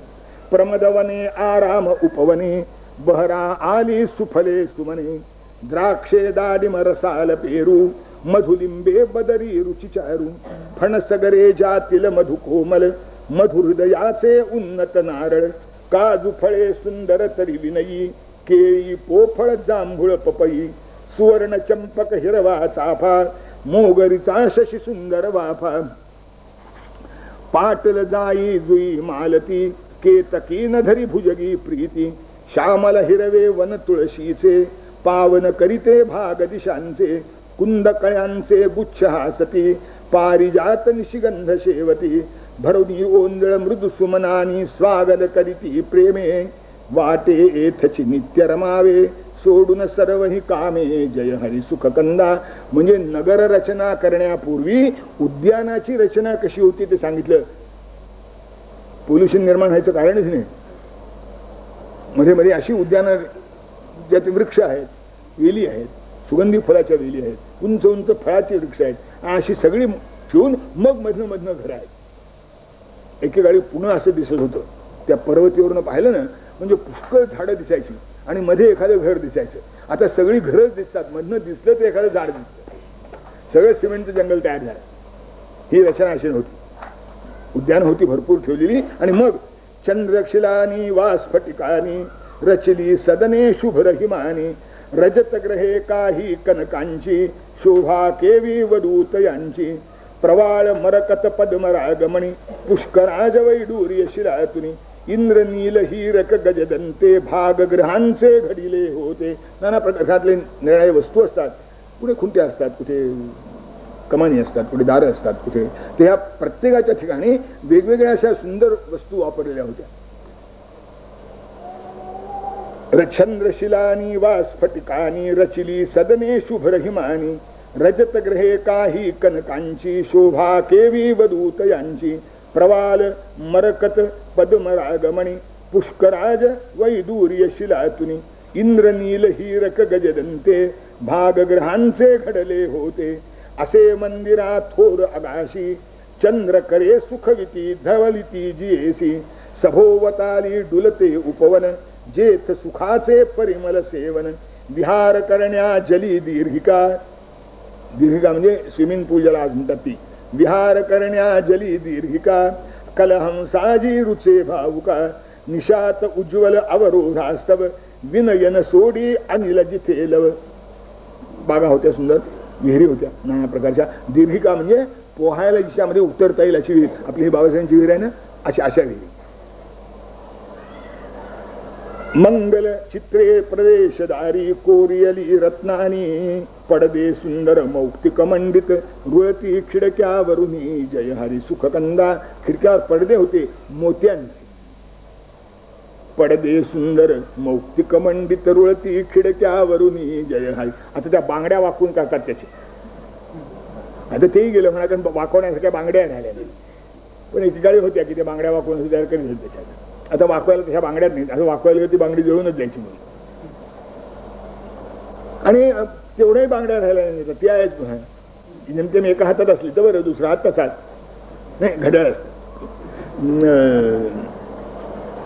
इथे जे पडदे होते ते असे मोत्याचे पडदे होते. मंगलचित्रे प्रवेशद्वारी कोरियली रत्नानी पडदे सुंदर मौक्तिक मंडित रुळती खिडक्यावरुनी जय हरी सुखकंदा अखंड यौवन की सुरयुवती पुष्पवाटिका ऐशा भवती प्रसन्न भासे हरम्यतयासी पतिप्रियेच्या जणुकर पाशी सरोवरी कलरव हंसाचा सुगंध जेवी अरविंदाचा जळ निर्मळ सुंदरा आकृती मन विसरे निज चंचल वृत्ती नियमबद्ध रचना नगरीची रेखीव सर्व ही होती. अत्यंत रेखीव नियमबद्ध रचना होती. कसंही वाढावं तसं वाढलं. मुंबई आहे काय, नियमबद्ध रे रचना असे नगरीची रेखीव सर्व ही होती. विचित्रता सारखेपणास मिरवे धरुनी हाती जय हरी सुखकंदा. प्रत्येक इमारत दुसरीपेक्षा वेगळी होती तरी सुद्धा तिच्या साहचर्यात शोभावी असा समन्वय साधणारी होती. आता मुंबईला दिसतात सगळे ठोकळे सारखे ठेवण्यासारखे. जर नंबर लक्षात नसला, जिने चढताना उतरताना पाय तुटलेत म्हणून समजा, सगळे सारखे दिसतं, ओळखावं काय. हे इथे विचित्रता सारखेपणास म्हणजे लक्षात ठेवायलाही सोपं आणि एकमेकाच्या शेजारी विसंगतही वाटू नये, असं सुसंगत वाटावं अशी प्रत्येक नगरीची रचना होती. मी हे जे सांगतो आपल्याला हे केवळ काल्पनिक वर्णन नाही. जुनी जर शिल्पशास्त्रावरच्या संहिता आपण पाहिल्यात, विश्वकर्मा संहिता किंवा अगस्त्य संहितेसारख्या, तर त्यात नगररचना कशी असावी, ग्रहरचना कशी असावी याची कोष्टकं दिलेली आहेत. त्याच्यावर लक्षात दिलं. सुरेख सम विस्तृत रुजू वीथी, वीथी म्हणजे रस्ते कसे होते, सुरेख सम विस्तृत रुजू वीथी. सुरेख होत्या, समतल होत्या, सरळ होत्या आणि विशाल होत्या. म्हणजे पुन्हा रस्ता रुंदीचा प्रश्न कधी उत्पन्न होऊ नये, आधीच रुंद होते रस्ते.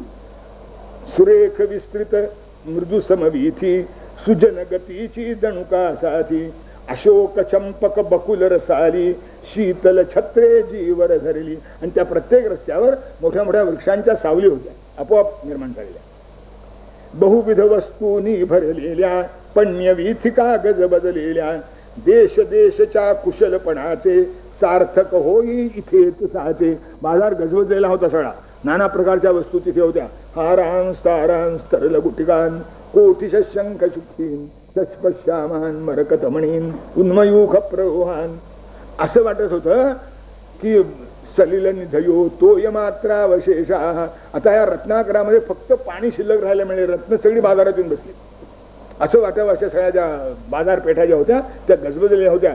ठिकठिकाणचं कौशल्य जर कुठे बघायचं असेल तर ते द्वारकेत बघावं, त्याचं सार्थक तिथे होतं.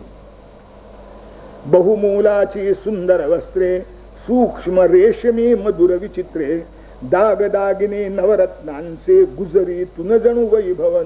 गुजरी म्हणजे बाजार, बाजार शब्द उर्दू आहे, गुजरी शब्द आपला मूळचा आहे. त्या गुजरी तुन जणू वैभवनाचे क्रीडोद्याने सुरभित जैशी नंदनवनीचा गाभा चौक मनोहर विशाल तेथे वाढविती पुरशोभा जय हरी सुखकंदा. मधून मधून मोठे मोठे चौक आहेत, निर्णय मोठे मोठे उद्यान आहेत. अशी अतिशय सुंदर रेखलेली अशी ती सगळी नगरी होती. यादव जे आले ते त्यांनी तोंडात गोटे घातले. अरे बापरे, सगळं आधी तयार आहे. केव्हापासून योजना केली पाहिजे कोणाला ठाऊक. रमले यादव वैभवशाली राज राजपद मानून खाली सुखा न्यूनता लवही नवती गणसिद्धींचा राबत राही. आणि अशा रीतीने सिद्धींचा गण जणू राबतोय तिथे. सगळ्या तऱ्हेचं ऐश्वर भरपूर आहे. इकडे मथुरेसी वसले श्रीमूर्ती. कसं राहिलं हे, उरली मागे जणू सत्कीर्ती. यादव निघून गेले आणि यादवांची कीर्ती तेवढी मथुरेत राहिली होती कृष्णाच्या रूपाने. उरली मागे जणू सत्कीर्ती काल नवन तो मगध प्रेरित ससैन्य ये पुरपुर विध्वंसित. आणि तो आता आपली पद्धती घेऊन आला. येताना मधली गावं जाळीतच आला. ससैन्य ये पुरपुर विध्वंसित जवळ अजून जवळ सैन्य न आले, एकटेच भगवान निघाले.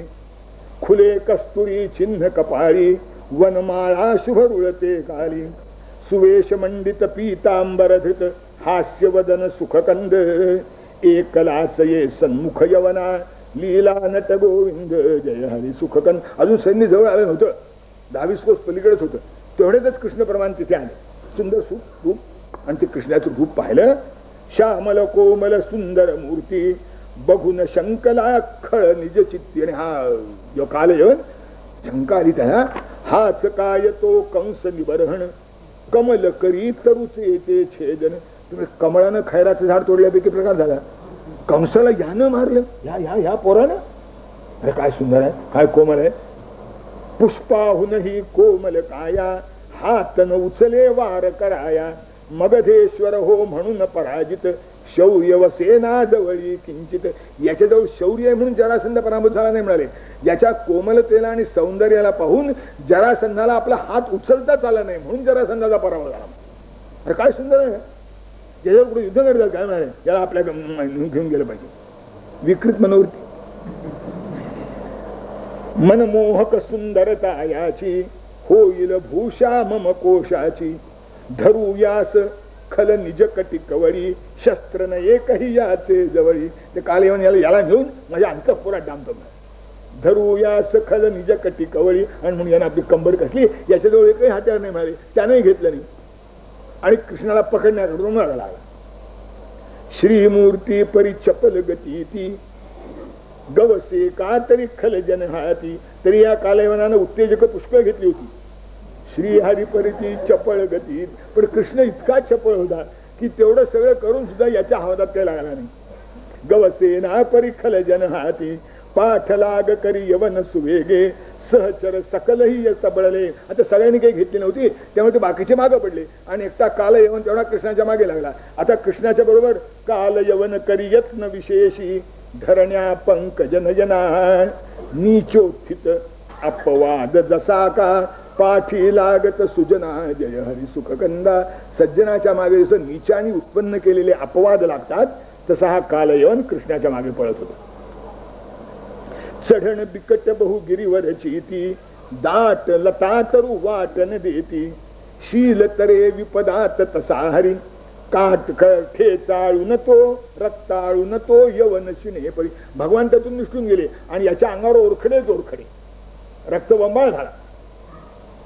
साप. आणि भगवानचं कौतुक तरी आहे गाता. सापडला हरी असे गमावे, तोच जनार्दन देहुलकावे. भरुनी आले पाय खलाचे, धाप शिणविती भाग उराचे.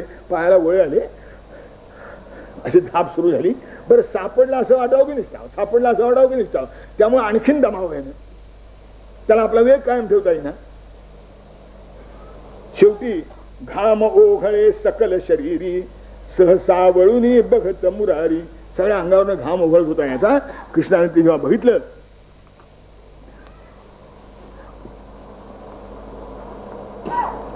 अंती अंती खलदेश या मुखाने, चिडती नीचच पराभवान. शेवटी हा तोंडपट्टा सुरू केल्यानं कृष्णाला शिव्या द्यायला सुरुवात केली. कर कर दाती अधरा चावित, थांब पळपुट्या हरिवर गरजत. करी धडपड बळपणास लावून, तरी न करी गवसे वन मोहन. तरी काय सापडले नाही. शिव्या देताना आणखीन थकवा लागला. बघता बघता हरी श्री श्री हरी अंती, गुहेत एक्या शिरला. लपला आपण मुचकुंदासी, पांघरुनी निज शेला जय हरी सुखकंदा. आणि एका गुहेत परमात्मा शिरले, तिथे मुचकुंद झोपला होता. म्हणजे आपल्या अंगावरचा शेला काढला आणि त्या मुचकुंदाच्या अंगावर घातला. हा कोण होता? नृपहा इक्ष्वाकूचा वंशज, मांधा त्याचा विजयी आत्मज. त्रेतायुगाच्या आरंभीची गोष्ट ही. इक्ष्वाकू नृपहा इक्ष्वाकूचा वंशज, मांधा त्याचा विजयी आत्मज. अमरास्तव निवटुनी दानवा, दीर्घ काल घे येथ विसावा. आणि त्यांनी त्या इंद्राला मदत केली होती राक्षसांच्या संहारासाठी. खूप दीर्घकाळ पण राक्षसांचे संहार युद्ध चाललं. तेव्हा इंद्राने वर माग म्हणून सांगितलं. त्या मुचकुंदाने वर मागितला, तर म्हणला मी युद्धामध्ये फार दमलोय, त्या आता मला झोप पाहिजे. आणि ती माझी झोप कोणी मोडता कामा नये. जर कोणी मोडली तर त्या क्षणी मी पाहायला पाहिजे, तो जळून मिळाला पाहिजे. आणि ज्या क्षणी असा कोणी जळून मरेल त्या क्षणी मला परमेश्वराचं दर्शन झालं पाहिजे. मागणार आहे म्हणजे वरही वरायास पाहिजे समज. वर मागायला सुद्धा अक्कल लागते म्हणाले. नाही तर एक भिकारी गेला त्याला कुबेर प्रसन्न झाला, काय पाहिजे तुला, माझी झोळी फाटली म्हणा तेवढी नवी दे. वरही वरायास पाहिजे, काय मागावं ते अक्कल मागायला पाहिजे की नाही. या मुचुकुंदाने नेमकी गोष्ट मागितली. आणि आता हे यांना माहित होतं की असं असं प्रकरण आहे. ते म्हणजे परस्पर झालेलं बरं, म्हणून त्या मुचुकुंदाच्या तिथे गेले आणि आपला शेला त्याच्या अंगावर घातला. आता हे याला काय वाटलं की ते कार्ट दमलन शेला पांघरून झोपले. म्हणून लाथ हा निता यवन मदांध मुचकुंदा समजून मुकुंद. एका संस्कृत कवीमुळे सुंदर टीका केली. पूर्वी शब्द लिहित असत आणि खोडायचं झालं तर त्याच्यावर हरताळाचा टिपका देत असत. हस्तलिखित पुस्तकात हरताळ लावित असत. तो हरताळ हा जो शब्द आला ना तो त्याकरता आलेला आहे की असं जे खोडायचं आहे, बंद करायचं आहे, त्याच्यावर हरताळाचा ठिपका देत असत. तर हे मुचकुंद नाव होतं, त्याच्यावर च वर तो हरताळाचा ठिपका शेल्यासारखा पडला म्हणाले. आणि म्हणून तो मुचकुंद मुकुंद वाटला त्याला. अशी कवी कल्पना केली, सुंदर कवी. लाथ हा अनिता यवन मदांध मुचकुंदा समजून मुकुंद जागृत पाही जई निज दृष्टी राख जाहला खलतीन चिमटी. आणि त्याला जेव्हा उघडून आणि पाहायला डोळ्या उघडून तो त्या क्षणी पेटून मेला, राख झाला 3 चिमटी. हे काय झालं माहितीये का, शाप बाधले निरागसांचे असू पेटले पतिव्रतांचे आज उद्या परी अवश्य येते पापाचे कटुफल उदयाते. केव्हा ना केव्हा तरी ते भोगावं लागतं. या कालेवनाने इतकी पातके केली होती, जळून गेला जागच्या जागी. आणि तो जळून मेल्याबरोबर भगवान त्याच्यापुढे उभे राहिले. चकित करीत भूपास अंतरी प्रगटे यदुकुल वंश पुढारी उमज पडत ना मुचकुंदा प्रत स्वप्न दिसेवा आहे जागृत. याला क्षणभर काही कळे ना की आपण स्वप्नात आहो का प्रत्यक्षात आहो. भूलोकी वा सुरलोकी मी अतली अवतरलोकी गोंधळुनी नृप आणि निशनयने वरी वरी हरिस विलोकी जय हरी सुखकंदा. पुन्हा पुन्हा याने डोळे उघडून बघावं कोण आहे, कोण आहे, कोण हा, कोण यक्ष गंधर्व म्हणे नृप का फळास अथवा आले मत्तप असामान्य रमणीय रूप हे मानव सुर असुरातील नोहे. कृष्ण म्हणतो दीप्त तेज रवीचे आल्हादिक भावे त्यापरी दिसते कौतुक विष अथवा श्रम यांच्या वाचून झरे अमृत तव मधुहास्यातून. कृष्णाची स्तुती करताना मुचकुंद म्हणतो की मोठं असामान्य तुमचे रूप हे. जर कधी असं झालं की सूर्याचं प्रखर तेज आपली तेजस्विता न गमावता चंद्रासारखं शीतल झालं तर कसं वाटेल, तसं वाटतं म्हणजे तुमच्या रूपाकडे बघून. दीप्त तेज रवीचे आल्हादक भावे त्यापरी दिसते कौतुक विष अथवा श्रम यांच्या वाचून स्रवे अमृत तव मधुहास्यातून. अमृत मंथनाच्या वेळेला विष प्रगट झालं आणि श्रमही फार पडले, तेव्हा अमृत प्रगट झालं. तुमच्या हास्यातून पाझरणारे जे अमृत आहे त्याच्या प्रगटीकरणाकरता विषाचाही संबंध येत नाही, थकवाही येत नाही म्हणाले. विष अथवा श्रम यांचे वाचून प्रगट स्रवे अमृत तव मधुहास्यातून. गत चंचलता श्रीची कांती तुझे पदनखी समावली ती. जिची चंचलता पूर्ण नाहीशी झाली आहे अशा स्थिर झालेल्या लक्ष्मीची जी कांती आहे ती तुमच्या नखाच्या आश्रयाने झाल्यासारखं दिसतं मला. तव पद तुझे पदनखी समावली ती चरण तलाच्या स्पर्शाने तव गमे रम्यता उशेस अभिनव. तुमच्या चरणाच्या स्पर्शानं ते चरणतल इतके तांबूस आहेत, इतके कोमल आहेत, इतके लालसर आहेत की जणू उषा जी तांबडी दिसते ती तिच्या स्पर्शाने दिसते. तुमच्या चरणतलाच्या स्पर्शाने तव गमे रम्यता उशेस अभिनव. भगवन तव दर्शन सौभाग्ये कृतार्थ झाली मम बहिरंगे. ते राजकारणी भाषा आहे. भगवन तव दर्शन सौभाग्ये कृतार्थ झाली मम बहिरंगे. अंतर पावन भाया श्रवणी पडो गिरा मधु विनती चरणी. आपल्या दर्शनानं मी माझ्या बहिरंगानं कृतार्थ झालो म्हणाले. आता अंतरंगाला कृतार्थ करण्याकरता थोडे शब्दांचा उच्चार झाला तर बरं होईल. राजकारणी माणसं असंच बोलतात. वदून असे शिर नमवून ठेला आदर भरित मनाने मधुसूदन निज वरद कराने स्पर्शित त्या प्रेमाने जय हरी सुख कंदा. आणि भगवंताने आपल्या कोमल हस्ताने त्याला स्पर्श करून उठवलं. म्हणजे राजा स्रवे मधुरतम गिरा हरीची काय म्हणाले, हो पुलकित तनु मुचकुंदाची. त्याच्या अंगावर रोमांच उभे झाले, कारण सांगितलं तसं. ते म्हणाले शयनोत्थित दर्शन भावे आस वाहिली तुझी या जीवे तोच असे मी वसुदेवात. म्हणजे जनन घडे मृदू कुल नकुळे. म्हणजे काय सांगितलं नाही, झोपेतून जाग झाल्याबरोबर ज्याचं दर्शन व्हावं असं तुला वाटत होतं तोच वसुदेवाचा चंद्रकोला जन्मालेला मी म्हणाले.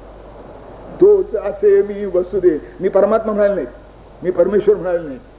शयनोत्थित दर्शन भावे आस वाहिली तुझी या जीवे तोच असे मी वसुदेवात्मज जनन घडे मृदू किरण कुली मज भाषण या परी करिता देवे आनंदन नृपहृदी समावे. आठही सात्विक भाव उदेले गमे सुकृत फळ गणफळास आरे पदी ठेवून शिरविनयाने अपार केले स्तवन नृपाने. आणि राजाची अधिकार मोठा होता, तपस्या मोठी होती. थोडे सात्विक भाव तुझ्या अंतःकरणात प्रगट झाले. त्यांनी दंडवत केलं, पण चरणानं आपल्या आनंदाश्रूचा अपेक्षा केला आणि म्हणाला भगवान आता मागणं एकच आहे. रसना नवदो तव नामाविण तव पद युगली सतत रमो मन प्रेम विपुल दे तुझे नको मज प्रसन्न झाला मने अधोक्ष. दुसरं काही मागायचं नाही. रसना नवदो तव नामाविण तुझ्या नावा वाचून तोंडा वाटे दुसरं काही येऊ नये. आता फक्त एक तुझं नाव तोंडा वाटे यावं. तथास्तु भूपा मिळेल तुझशी अनपायिनी सुभक्ती मत्सायुज्या येशील अंती बोलत करुणा मूर्ती जय हरी सुख कंदा. माझ्या सायुज्याला तू येऊन मिळशील म्हणाले. तुझी अनुपायिनी अशी जी माझी भक्ती आहे ती तुला प्राप्त होईल, काळजी करू. आणि म्हणून मुचकुंद तपश्चर्येला निघून गेला. आणि भगवान इकडे नमुन पुन्हा श्री जगदीशासी येत सरळ नृप हिमालयासी यमुन चमूचे करू निर्दालन परते पुनरपि पदनत पावन यमा करी यवना सोपवुनी निघे द्वारके यदुकुल तरणी तोच जरासुत आयुत चमूस हरी सरोधी आस अजर. आणि आता त्या यवन कुलाचा संहार करून भगवान मथुरेला जायला निघाले. त्यात जरासंधानं पुन्हा वेढा घातला 18व्या वेळेला. मगध नृपाचे आयुन सरले म्हणून त्या सगळे युद्ध न केले. त्याचं आयुष्य संपन्न होतं आणि तो भीमाचा वाटा होता, ज्याचा वाटा त्याला दिला पाहिजे. अधिकारावर अतिक्रमण होता कामा नये. महाभारतामध्ये असा प्रसंग कितीदा तरी घडला आहे.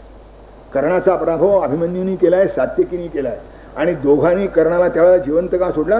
अर्जुनाची प्रतिज्ञा आहे कर्णाला मी ठार मारीन म्हणून सात्यकीने त्याला सोडला आणि अभिमन्यूने त्याला सोडला. सात्यकीने तर सांगून सोडला की अर्जुनानं तुला ठार मारायचं ठरवलंय, त्याच्या प्रतिज्ञेत भंग येऊ नको म्हणून तुला सोडतो. फक्त हे अलीकडच्या पोरात माहिती नाही, कारण ते कादंबऱ्यात आले नाही. त्यावर ते करण्यासारखा पराक्रमी कोणी झालाच नाही.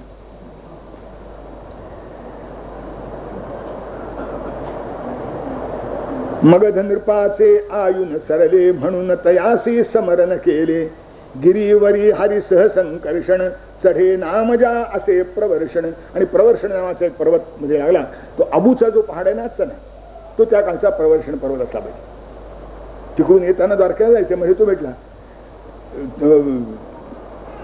मगध नृपाचे आयुन सरले म्हणून तयासी युद्धन केले हरिगिरीवरी सह संकर्षण चढे नामजा असे प्रवर्षण. शिखरे उंचच भिडली गगना टोक दिसेना मोडून माना पाताळाच्या पाऊल वाटा दर्या अशाये बघता काटा. त्या प्रवर्षणगिरीचं वर्णन आहे की ती शिखराशी उंच उंच होती की शिखराकडे पाहिलं तर मान मोडलीच पाहिजे माणसाची. कडे खडे तुटलेले भीषण वीर उभे जणू छाती काढून घरी उतरत्या झरे तयातून लपाछपीचे करीती नर्तन उग्र उबटये वास पाखरे गोड काढिती सूर भुड्या निळ्या टेकड्या पसरल्या क्षितिजावरती दूर जय हरी सुख. सगळ्या जंगामध्ये कुबट उबट वास आहे. पाखरं नाना प्रकारचे आवाज काढतायत.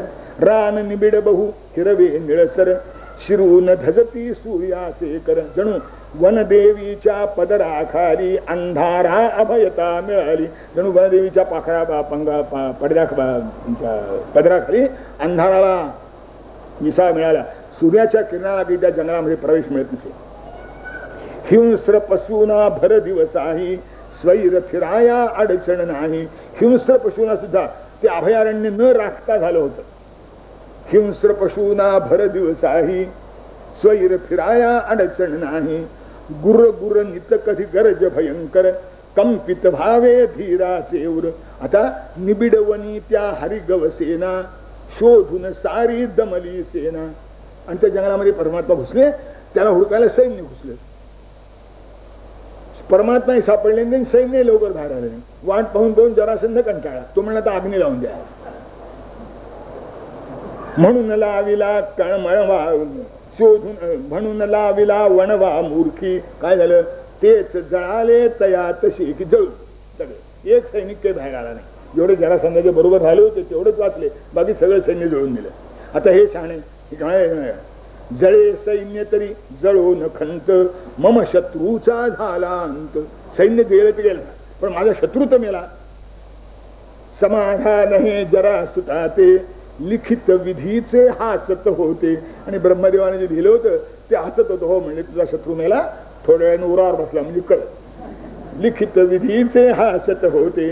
अरे अग्निशी सामर्थ्य जयाच्या बळे तया श्रीरंगा स्पर्शही करण्या ज्वाला केवी शकेल बुधो सांगा जय हरी सुख. अग्नीला ज्याच्यामुळे सामर्थ्य आहे त्याला अग्नी जाणार. सराम हरिये द्वारा नगरी सुखावली मगपुरी अंतरी. सुंदर ते ये तेज निराळे जसे कांत सुत सेवित बाले. शासन होते वसुदेवाचे तरी मुकुंदी लक्षपुरीचे. श्वशुर वचासी असते तत्पर कुलजेचे परिचित्त पतीवर. आता मथुरेला आले भगवान. तर मथुरेच्या आनंदाला पारावर नाही. पती भेटल्यानंतर कुलस्त्रीचं होतं तसं झालं. आता मथुरेवर जे राज्य होतं तो अधिकारी प्रत्यक्ष वसुदेव होते.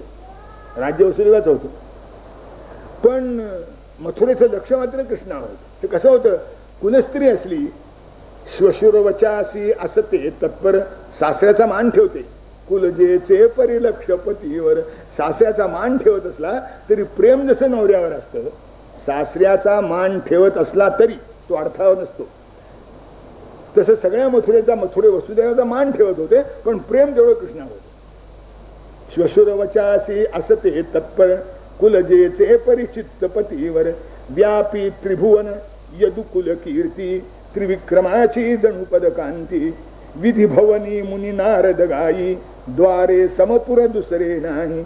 आणि यादवांची कीर्ती ही आता पृथ्वीवरच नाही स्वर्गापर्यंत पोहोचली होती. त्रैलोक्यामध्ये पोहोचली होती. प्रत्यक्ष नारदांनी ब्रह्मदेवाच्या सभेमध्ये यादवांचं राज्य किती चांगलं आहे ते सांगितलं होतं. विशाल उत्सुक अबोध सुंदर वेढित से तिजसी रत्नाकर. निज कोशातील हीरक मोती उधळी तिजवरती तिजवर निर्मळ राहती. म्हणजे रोज चांदण्या त्याच्यावर जणू रत्नाचा वर्षाव करतात अशी समृद्ध झालेली आहे. जगदीश्वर हरी सहवासे जी झाली यथार्थ नामा. राजकारणे खेळविते ती यादव सभा सुधर्मा जय हरी सुखकंदा. यादवांची जी राजकारण खेळवणारी सभा होती तिचं नाव होतं सुधर्मा. सेक्युलर स्टेट नाही. त्या सभेचं नावच म्हणजे सुधर्मा होतं. आणि यादवांचं राज्य हे गणराज्य होतं म्हणजे लोकशाही होती. कुणी एक सत्ताधीश राजा नव्हता. अध्यक्ष कुणी असेल ती गोष्ट नाही झाली पण सत्ताधीश राजा एक नाही निवडून आलेला तो असायचा. आणि त्या सगळ्या सभेमध्ये राज्याच्या संरक्षणाची चर्चा व्हायची. तिचं नाव होतं सुधर्मा. आणि म्हणून तर राज्यात शांतता होती. सेक्युलर स्टेटचं काय होतं बघतो आपण. त्या सभेचं नावच सुधर्मा होतं. राजकारणे पण खेळत होती. राजकारणे खेळविते ती यादव सभा सुधर्मा जय हरी सुखकंदा. आणि आमच्यातले काही दीडशाने विचारतात धर्माचा राजकारणाशी काय संबंध. अरे धर्माचा राजकारणाशी संबंध आला की पहिलं काम भ्रष्टाचार नाही महत्वाचं आहे. राजकारणापासून धर्म दूर गेला म्हणून भ्रष्टाचार माजला आहे. संत मंडळींनी लक्ष घालावं का. हा खुर्चीवर नाही घालतो पण राजानं राज्य कसं करावं हे संतांनी सांगायचं नाही. तो कोणी सांगायचं. चोरांनी. हल्ली चोरच सांगतात ना. कारण त्यांच्याकडनं हप्ते मिळतात ना, पुढचं सगळं चालतं. मग 3,500 कोटीचा घोटाळा. 3,500 कोटी म्हणजे अब्ज किती आहे? माझं गणित जरा कच्चं आहे म्हणून सांगतात. हे काय होतं की राजकारणे खेळविते ती यादव सभा सुधर्मा जय हरी सुखकंदा. त्यामुळे झालं होतं काय, यादव विक्रम रक्षित सागर हातबल झाले जलपाटचर. जलपाटचर म्हणजे पाण्याच्या वाटे आक्रमण करणारे चोर, चाचे. यादवांचं राज्य समुद्राच्या किनाऱ्यावर असल्यामुळं भारतवर्षावर या चाच्यांचं आक्रमण होऊ शकत नव्हतं. यादव विक्रम रक्षित सागर हातबल झाले जलपाटचर यवन शुहून शक बरबर याना भरत भूकडे बघवत सेना. हे जे यवन हून शक बरबर हे सगळे होते अनार्य जाती, ज्यांना भारतवर्षाकडे बघायची हिंमत नव्हती आणि ती तिथून पुढे 2,500 वर्ष पण राहिली नाही. असं आहे. हून यवन हून शक बरबर याना भरत भूकडे बघवत सेना. कारण संरक्षणाकरता सुधर्मा होती. यादव रक्षित विक्रम सागर हातबल झाले जलपाटचर यवन हून शक बरबर याना भरत भूकडे बघवत सेना.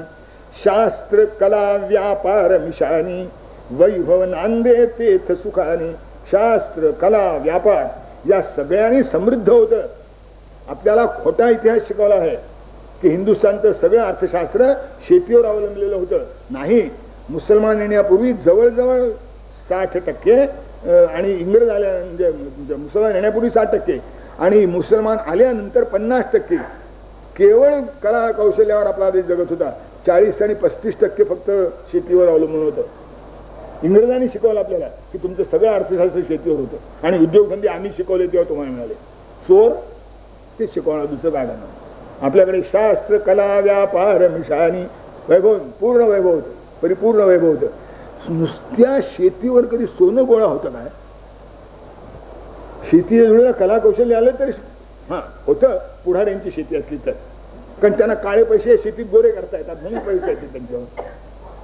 पण सर्वसामान्य शेतकरी नुसत्या शेतकऱ्यावर सोनं कसं मिळवणार? अशक्य गोष्ट आहे. त्याच्या जुळेला कला कौशल्य असलं तरच सोनं येतं. व्यापारी सुद्धा सोनं कशाच्यावर गोळा करतो? कला कौशल्य विकायला असलं तर सोनं गोळा होतं. इथे जे सोनं गोळा झालं होतं, आपल्यावर जी सगळी आक्रमण झाली ती आमचं काय दारिद्र्य लुटून घ्यायला आले होते. अरे घरोघरी सोन्याचं धूर निघत होता म्हणून होत. हा सोन्याचा धूर आला कुठून? शास्त्र कला व्यापार मिशानी वैभव नांदे तेथ सुखानी. रामकृष्ण हे शशी सूर्यासम अशांततेचा वितळविती हितम. आणि रामकृष्ण हे शशी सूर्यासारखे कुठेही अशांतता नाही, अशांततेचा अंधार पार नाहीसा झाला होता. आणि हे कोण सांगतो? नारद ब्रह्मलोकामध्ये सांगतात की द्वारकेत असाचं वैभव नांदते. कमलासन परिषदगत रेवत अनर्थाधिप यशते ऐकत. अनर्थ देशात, अनर्थ म्हणजे आजचा गुजरात आणि द्वारका हे सौराष्ट्र आहे. अनर्थ म्हणजे आजचा गुजरात जो भाग आहे तिथला राजा तो आपल्या मुलीला योग्य वर मिळावा म्हणून पृथ्वीवर त्याला कोणी सापडला नाही म्हणून ब्रह्मदेवाच्या लोकी गेला होता. तिथे एक सांस्कृतिक कार्यक्रम सुरू होता म्हणून बसला होता थोडा. तेवढ्यात नारद तिथून पोहोचले, त्यांनी ही कीर्ती गायली. त्यानं ते ऐकली सगळी. तू म्हणला अरे हे बरं आहे. त्याने ब्रह्मदेवाला विचारलं, म्हणजे जा परत आता, पण तिथे बलराम आहे तो तुझ्या मुलीला योग्य वर आहे. हे परत आले ते बलराम त्याला दिसला, पण आपलं राज्य कोण पत्ताच नव्हता. कारण मध्ये ब्रह्मदेवाचं एक युग निवटून गेलं होतं ना. हा ब्रह्मदेव इथे प्रहर बसला होता, 3च तास बसला होता, पण ब्रह्मदेवाच्या घरचे 3 तास होते. खाली एक युग उलटून गेलं होतं, त्याला काही ओळखायला. जेमते मुलीचं लग्न कसं तरी लावलं, गेला जंगलामध्ये तपश्चर्या करायला बसला.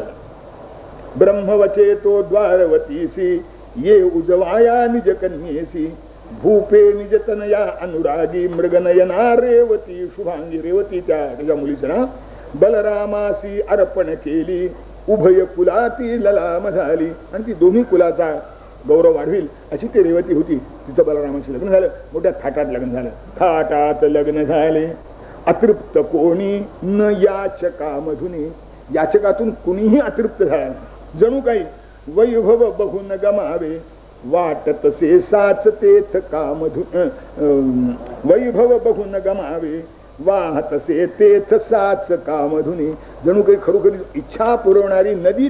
थाटात लग्न झाले अतृप्त कोणी न याचका मधुनी, वैभव बहु न गमावे वाहतसे येथ साच कामधुनी. गोपाल कृष्ण महाराज की जय.